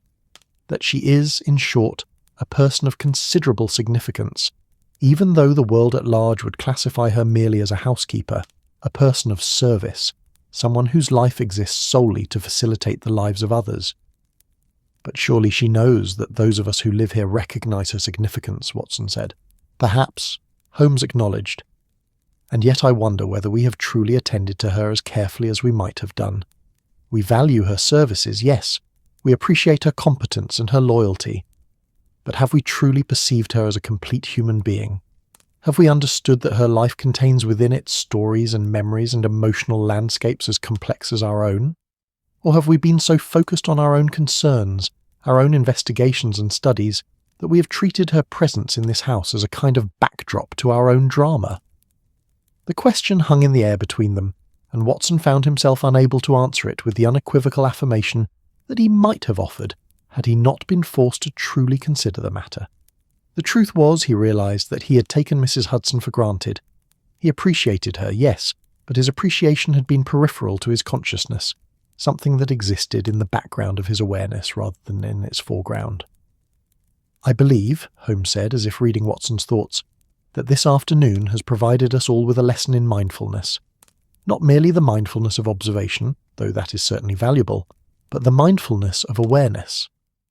The awareness that each of the people with whom we interact possesses an inner life as rich and as complex as our own. The awareness that the objects we encounter in the world carry significance that extends far beyond their material composition. The awareness that every moment contains within it the possibility of genuine connection, if only we attend to it with sufficient care and attention." Holmes moved now to the small table where the tea service still rested, and he picked up the recovered spoon, turning it over in his hands with evident care. The rose engraved on its handle caught the light of the gas lamps and seemed to bloom with a subtle beauty that Watson had not previously noticed with such clarity. "Do you know what strikes me most profoundly about this object?" Holmes asked, holding it up to the light. "It is that it is not ornate, it is not particularly elaborate or sophisticated. It is, in fact, a simple object, a piece of silver, a handle, an engraved rose, and yet it carries within it the accumulated significance of more than 30 years. It carries within it the love of a mother-in-law attempting to communicate her approval of a young bride. It carries within it the daily rituals of a marriage. It carries within it the grief of a widow maintaining connection to her deceased husband. And it carries within it this afternoon's small drama of loss and recovery and understanding." "How can an object carry so much?" Watson asked, genuinely puzzled by the question. "Because," Holmes said, "objects are not merely material things. They are repositories of meaning. They are the tangible manifestations of the intangible connections that bind us to one another and to our past. When Mrs. Hudson uses this spoon, she is not merely performing an action. She is maintaining a conversation with her past. She is affirming the continuity of her own existence, the fact that the person she was 30 years ago is connected to the person she is today through an unbroken chain of memory and care." Holmes set the spoon down carefully and returned to his chair. "And the lesson that this teaches," he continued, "is that we must learn to attend to the significance that objects carry, not merely as physical things but as repositories of meaning. We must learn to perceive the people around us not merely as servants or friends or associates, but as complete human beings whose inner lives are as worthy of attention as any criminal investigation could ever be." "Do you believe," Watson asked carefully, "that our ordinary life here at Baker Street, our investigations and our discussions and our shared experiences, has taught us to neglect this kind of attention?" "I believe," Holmes said, "that it is easy to neglect it. I believe that the excitement of investigation, the stimulation of puzzle solving, the challenge of matching wits with criminal intellects, all of these can conspire to distract us from the more fundamental realities of human existence. And I believe that this afternoon, through the simple mystery of a missing spoon, we have been reminded of what truly matters." The fire in the hearth crackled softly, and the warmth it cast seemed to embrace the two men in their chairs. Outside, London continued its night progression, and the world went about its business, indifferent to the small dramas that played themselves out behind closed doors and within the private spaces of human consciousness. "I wonder," Watson said slowly, "whether Mrs. Hudson realised when she shared the story of the spoon that she was teaching us all a lesson in what matters in life. Whether she understood, as she spoke about her wedding and her husband's death, and her daily use of the spoon, that she was communicating something far more profound than a mere anecdote about a domestic object." "I believe," Holmes replied, "that the most significant lessons are often taught unconsciously. People speak their truths not because they are attempting to educate, but simply because they are attempting to make sense of their own experiences, and in listening, in truly listening, we absorb the lessons they are communicating, often without fully realizing that we are being taught." Holmes rose again and moved to the bookcase, where he selected a volume seemingly at random and returned to his chair. But rather than opening it, he held it closed, his fingers drumming against its cover in that characteristic manner of his. "I believe," he said, "that I shall undertake a new practice, beginning tomorrow. I shall devote a portion of each day not to investigation but to simple observation of the ordinary. I shall attempt to perceive the significance that lies beneath the surface of daily life. I shall attempt, in short, to attend to what truly matters with the same rigour and precision that I have ordinarily devoted to the solving of criminal mysteries. That is a commendable resolution, Watson said, and I believe it will serve you well. And you? Holmes asked, turning to regard Watson with that penetrating gaze that could be so unsettling. What lessons do you take from this afternoon? Watson considered the question carefully. I believe, he said finally, that I have been reminded of the value of mindfulness in my daily life. I have been reminded that the objects I encounter and the people I interact with deserve more careful attention than I have ordinarily been inclined to give them. And I have been reminded that sometimes the most profound wisdom is to be found not in grand and complicated matters, but in the simple details of everyday existence. Well said, Holmes replied, with evident satisfaction. I believe that this afternoon, despite, or perhaps because of, its apparent triviality, will prove to have been one of the more significant days that we have spent together at Baker Street. The clock on the mantelpiece chimed the hour, and the sound seemed to underscore the lateness of the evening. Outside, the night had deepened further, and the city had begun to settle into the deep sleep that preceded dawn. Yet inside 221B Baker Street, in the warm glow of the gas lamps and the dying fire, Holmes and Watson sat in companionable silence, each contemplating the lessons that the missing spoon had taught them. There was, Watson reflected, something profoundly settling about reaching such understanding. It was not the kind of understanding that emerged from the solving of a complex case or the unravelling of an elaborate mystery.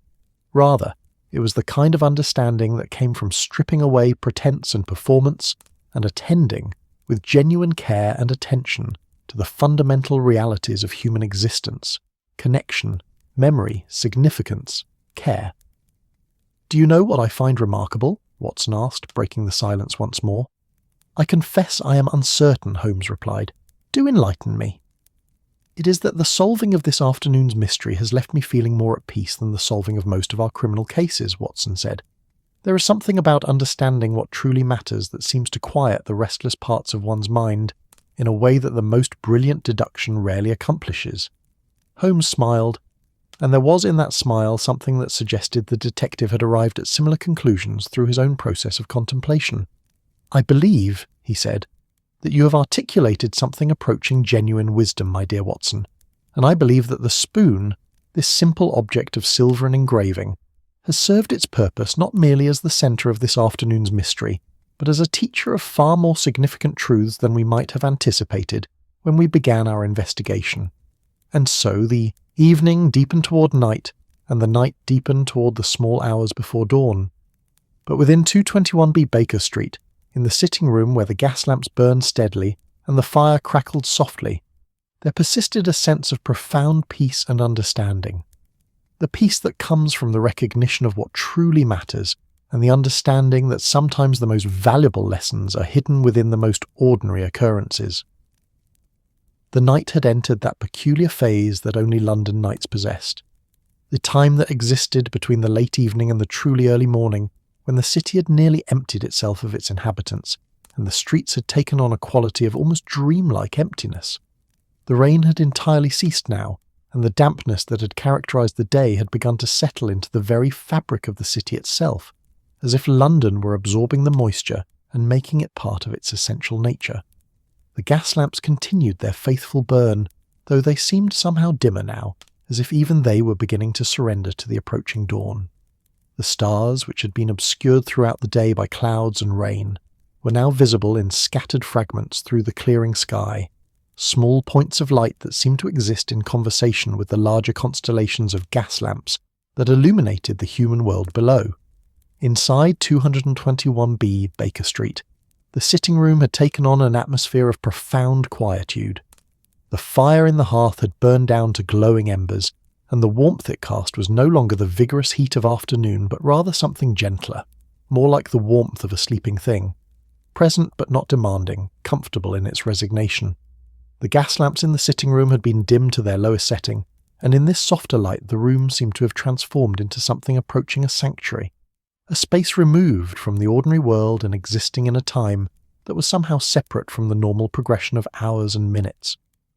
Holmes had long since departed to his own chambers, having announced his intention to engage in a quiet review of some chemical compounds before surrendering to sleep. Yet there had been something in his manner of departure that suggested he was not so much eager for this solitary engagement as he was simply accepting the natural progression of the evening toward night. Watson remained in the sitting room, seemingly loath to abandon the peace that had settled around him, and he occupied his chair with the stillness of a man engaged in profound contemplation. The spoon remained in its place in the tea service, polished and gleaming even in the dimmed light. It seemed to Watson, as he gazed at it, that the object had somehow been transformed by the events of the day. It was still, materially, a simple piece of silver with an engraving of a rose, and yet it appeared to him now to carry a kind of luminosity that it had not possessed that morning.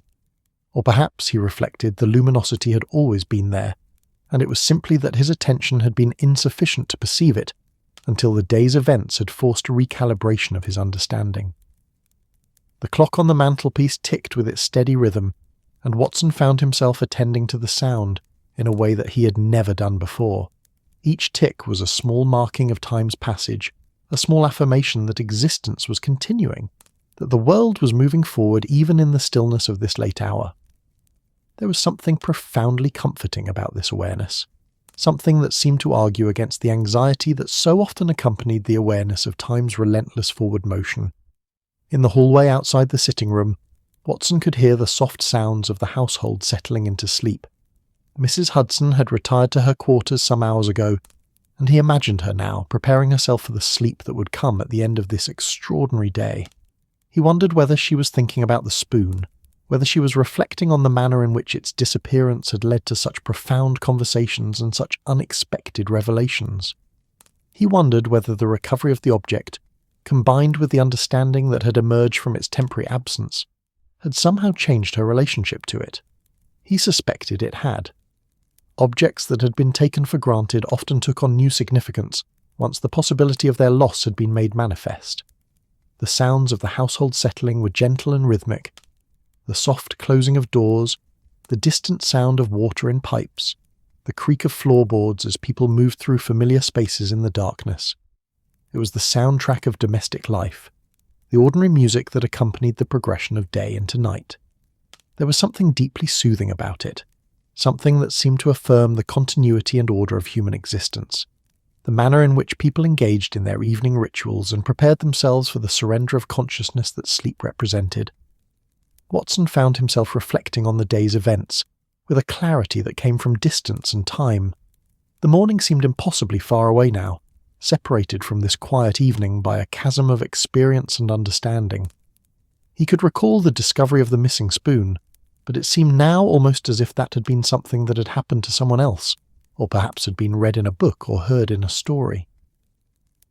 The intensity of the afternoon, the investigation, the revelation, the emotional conversations, all of these seemed now to have been dreamlike in their quality, as if the day had been a kind of waking dream from which he was now gradually emerging. And yet the understanding that had emerged from these experiences remained perfectly clear.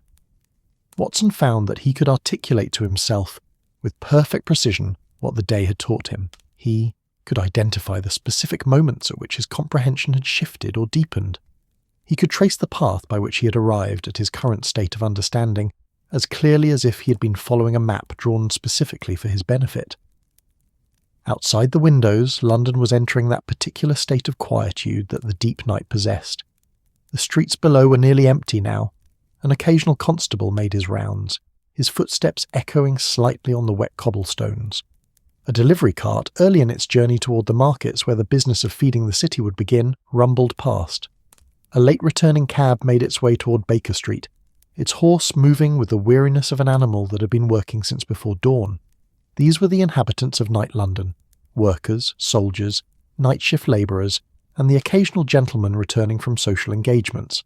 They were the people who occupied the spaces that the ordinary world abandoned when darkness fell.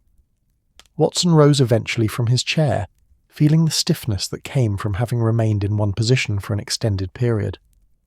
He moved slowly through the sitting room, attending to the small tasks that preceded sleep. He checked that the fire was secure, that the gas lamps were properly regulated, that the room would be prepared for the morning without requiring extensive intervention. He picked up the teacup from which he'd been drinking, now cold and abandoned for hours, and set it in the small kitchen area to await Mrs. Hudson's attention in the morning. And then he found himself drawn once more to the tea service, to the spoon that had been the centre of this day's small drama. He picked it up carefully, as if it were something considerably more fragile than its substantial silver form suggested. The rose engraving caught what remained of the light, and for a moment it seemed to Watson as though the engraving possessed a kind of life, as if the rose was somehow real and living rather than merely depicted in metal. He thought about Mrs. Hudson, about the young woman she had been more than 30 years ago when she received this gift. He imagined her on her wedding day, full of the mixture of hope and anxiety that such a day must have contained. He imagined her accepting the spoon from her mother-in-law, perhaps not fully understanding the significance of the gesture, seeing only a pretty object that had been given with care. And he imagined the accumulation of days and years and moments that had transformed this object from a mere wedding gift into something far more profound, a connection to a lost love, a reminder of a time that no longer existed except in memory. The passage of time seemed, in that moment, to be something almost tangible. Watson found himself acutely aware of the manner in which the past and the present existed simultaneously. The past in memory, in objects, in the stories that people carried with them through their lives, and the present in the actual moment of this late evening in a sitting room in London. Both existed, he reflected, in a kind of simultaneous reality. The past was not gone, not truly. It persisted in the consciousness of those who had experienced it, and it persisted in the objects that carried its significance. Watson set the spoon down gently and moved toward the door of the sitting room. He paused for a moment, looking back at the space he was about to leave, taking in the sight of it in the dimmed light. The room seemed to him to possess a kind of sacred quality in this moment, not religious in its nature, but sacred in the sense that it felt like a space in which important truths had been revealed, in which genuine connection had occurred, in which understanding had deepened. It was a room in which an ordinary object had been revealed to contain extraordinary significance, and in which the people who inhabited that space had learned something fundamental about the nature of what it meant to be human. He made his way up the stairs to his own chambers, moving carefully in the darkness, navigating by memory and long familiarity with the layout of the building. The stairs creaked beneath his feet as they always did, and the sound echoed slightly in the stillness of the house. In his room, he found that the temperature had dropped considerably since evening, and he moved about with quick efficiency, preparing himself for sleep. He changed into his nightclothes, attended to his evening toilette, and settled himself into his bed with the weariness that comes from a day spent in genuine engagement with life's complexities. Yet sleep did not come immediately. Watson found himself lying in the darkness, his mind still active, still engaged with the day's experiences and the understanding that had emerged from them. He stared up at the ceiling, seeing nothing in the darkness but somehow perceiving the familiar geography of his room through force of memory and long habitation. His thoughts moved in slow, meandering patterns, reflecting on Holmes and his vulnerable confessions, on Mrs. Hudson and her story of love and loss, on the spoon and all that it represented. He thought about the manner in which the day had begun, with a simple mystery, a missing object, an apparent disruption in the ordinary. And he thought about the manner in which that simple mystery had revealed itself to contain within it so much more than had been apparent on its surface. There was a lesson in this, he understood. There was a lesson about the nature of attention, about the significance that lay beneath the surface of apparently ordinary things, about the importance of truly seeing the people with whom one shared one's life. In another part of the house, Holmes was engaged in his own evening contemplations. Watson had learned, through long association, that the detective's mind rarely surrendered fully to the necessity of sleep. Holmes seemed to exist in a state of constant engagement with his own thoughts, and his bedtime rituals were often merely a form of capitulation to the necessity of rest rather than a genuine surrender to the demands of sleep. On this particular evening, Watson imagined, Holmes was likely engaged in some form of chemical experimentation, or perhaps simply pacing in his room, his mind working through the implications of the day's events. And in the basement of the house, in the small quarters where she maintained her private domain, Mrs. Hudson was preparing herself for sleep. The spoon sat once more in the tea service in the kitchen, cleaned and polished and restored to its place of honour. Mrs. Hudson had held it again before retiring, had examined the rose engraving once more, and had felt the peculiar mixture of emotions that the day had engendered. There was gratitude in her feelings, gratitude for the recovery of the object, and for the understanding that its disappearance had brought forth. But there was also something else, something that approached a kind of peace. The spoon had been lost and found, and in the process of being lost and found, it had been revealed to be something more than it had been before. It had been transformed from merely an object of memory into an object that had sparked genuine connection and understanding between the people who inhabited 221B Baker Street. Outside the house, London continued its night progression. The constable completed his rounds and returned to his station. The delivery cart continued on toward the markets. The cab deposited its passenger at a townhouse several streets away. And the city, in all its vastness and complexity, continued to breathe and move and function in that peculiar way that great cities possessed. Millions of lives were occurring simultaneously within London, moments of joy and sorrow, connection and isolation, understanding and confusion. The small drama that had unfolded at 221B Baker Street was, in the context of the city's vastness, insignificant, and yet it was also, in the context of the lives of the three people who inhabited that space, profoundly significant.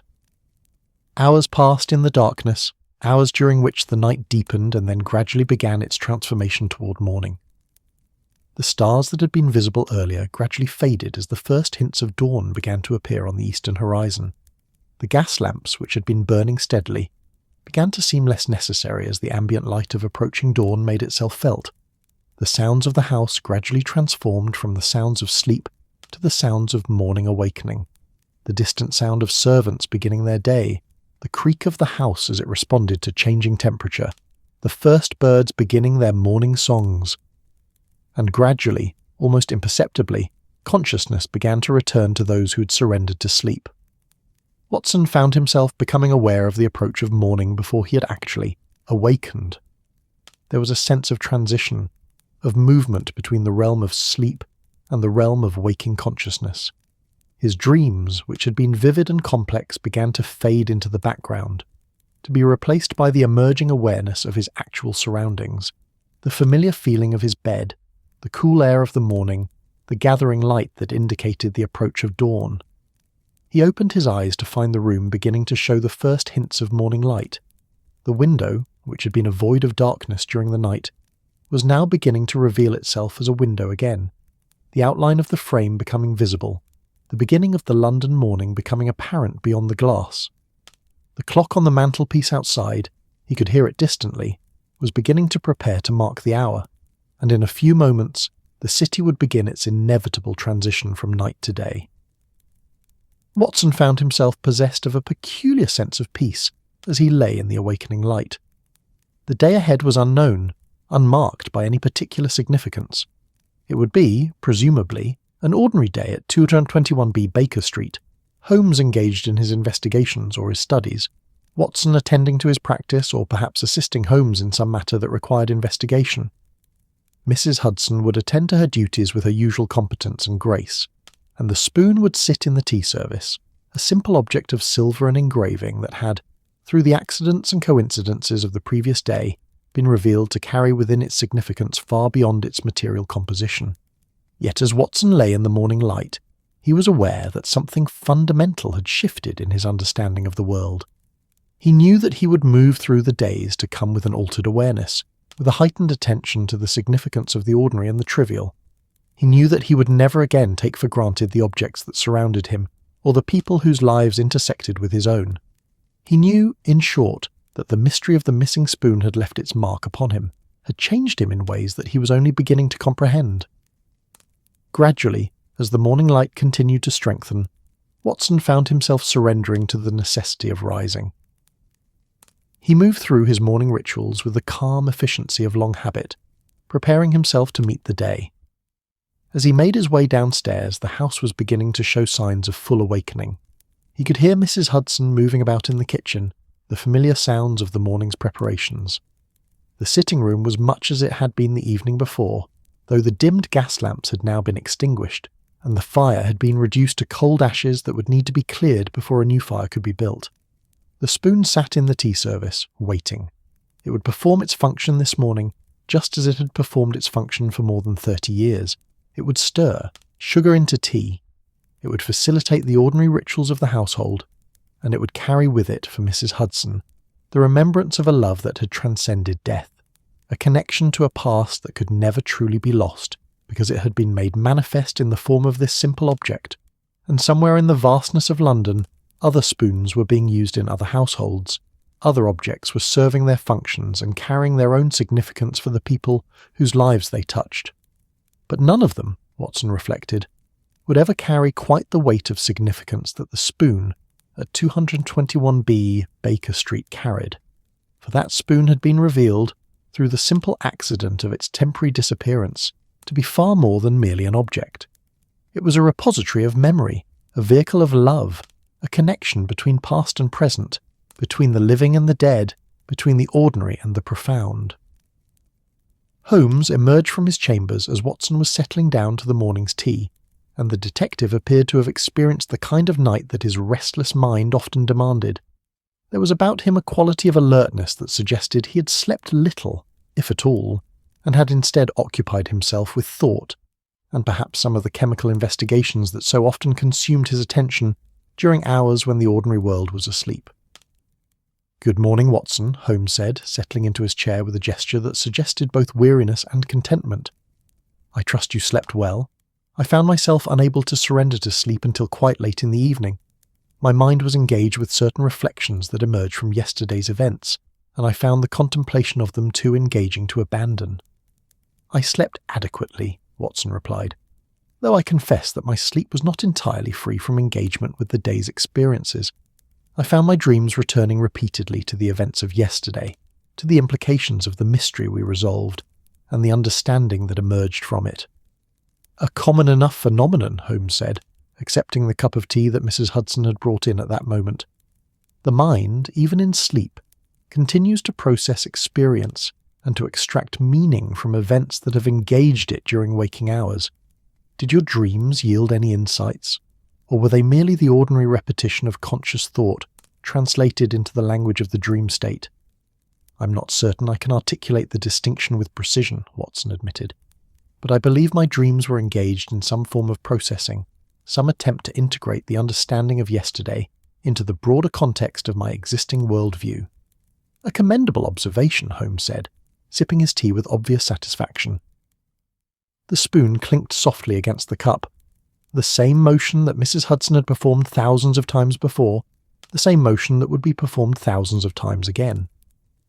"I believe that we are only beginning to comprehend the true significance of yesterday's events. It will take considerable time, I suspect, for the full implications to become apparent." Mrs. Hudson, who had been preparing to withdraw from the room, paused at Holmes's words. There was something in the detective's tone that suggested he was not merely making casual observations, but was articulating something of genuine importance.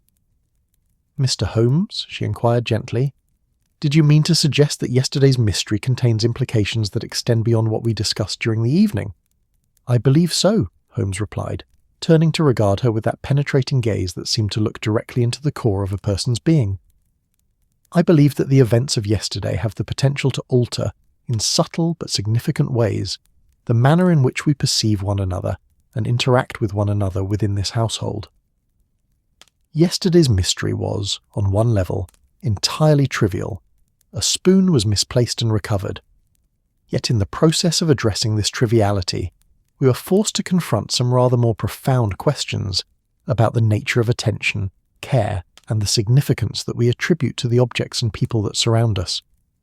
"And do you believe those confrontations will have lasting effects?" Mrs. Hudson asked, with evident interest. "I do," Holmes said definitively.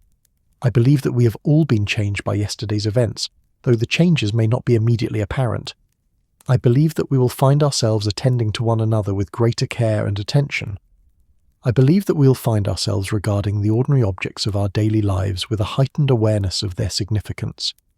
And I believe that the simple accident of a spoon being placed in a pocket without conscious intention has somehow catalyzed a process of understanding that will continue to unfold in ways that we cannot yet predict or comprehend."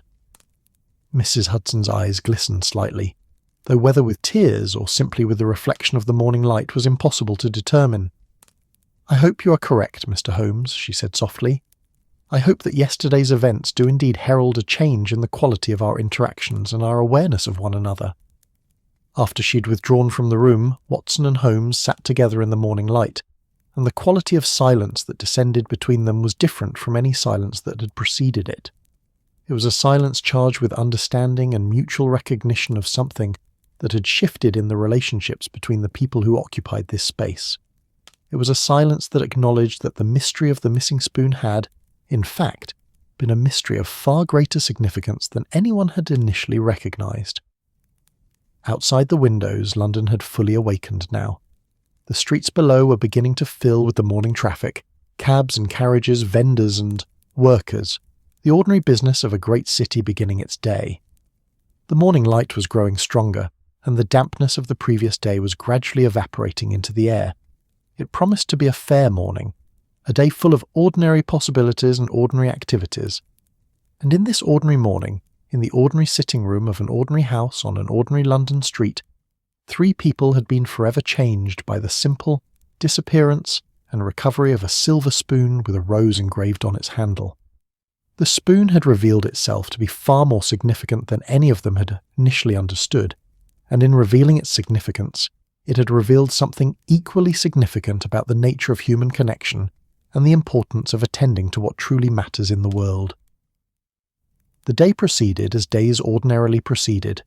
Breakfast was followed by the ordinary activities of the household.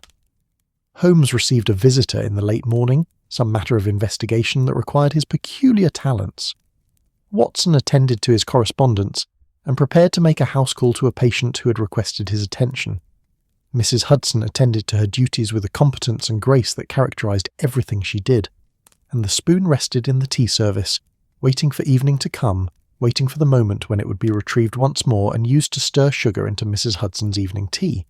It would perform this function with the same quiet efficiency that it had performed countless times before, and in performing this function, it would once again create a connection between the present moment and the accumulated past, between a woman and the husband she'd lost, between the morning and the evening, between the ordinary and the profound. This was the mystery that the missing spoon had revealed. Not that objects could disappear and be recovered, not that mysteries could be solved through the application of intelligence and observation, but rather, the most significant mysteries were often the ones that lay at the very heart of what it meant to be human. The mysteries of care and attention, of memory and loss, of the manner in which the ordinary objects of daily life carried within them the concentrated essence of our emotional lives. And as evening approached once more, and the day began its transition back toward night, the spoon awaited its purpose with the quiet patience of an object that had learned through long years of use that significance was not something that was granted by grand gestures or elaborate circumstances, but rather something that accumulated through the simple, repeated acts of daily life, through the countless small moments that, taken together, constituted the substance of a human existence. In the end, the mystery of the missing spoon was not a mystery to be solved, but a truth to be understood, and that truth was that the things we treasure are treasured not because of their material worth, but because of what they represent in the tapestry of our lives, the connections they maintain to our past, and the manner in which they ground us in the present moment, and remind us of what truly matters as we move through our days. That's our story tonight. Are you drifting off beneath the twinkling lights of Hong Kong, the ocean breeze of Bora Bora, the starlit calm of Vienna, or the gentle night air of Helsinki? If this tale brought you peace, like the episode and subscribe for more nights like this. Let the silence settle around you. Let your dreams drift softly across the night. Sleep gently now, wherever you are in this wide and wondrous world.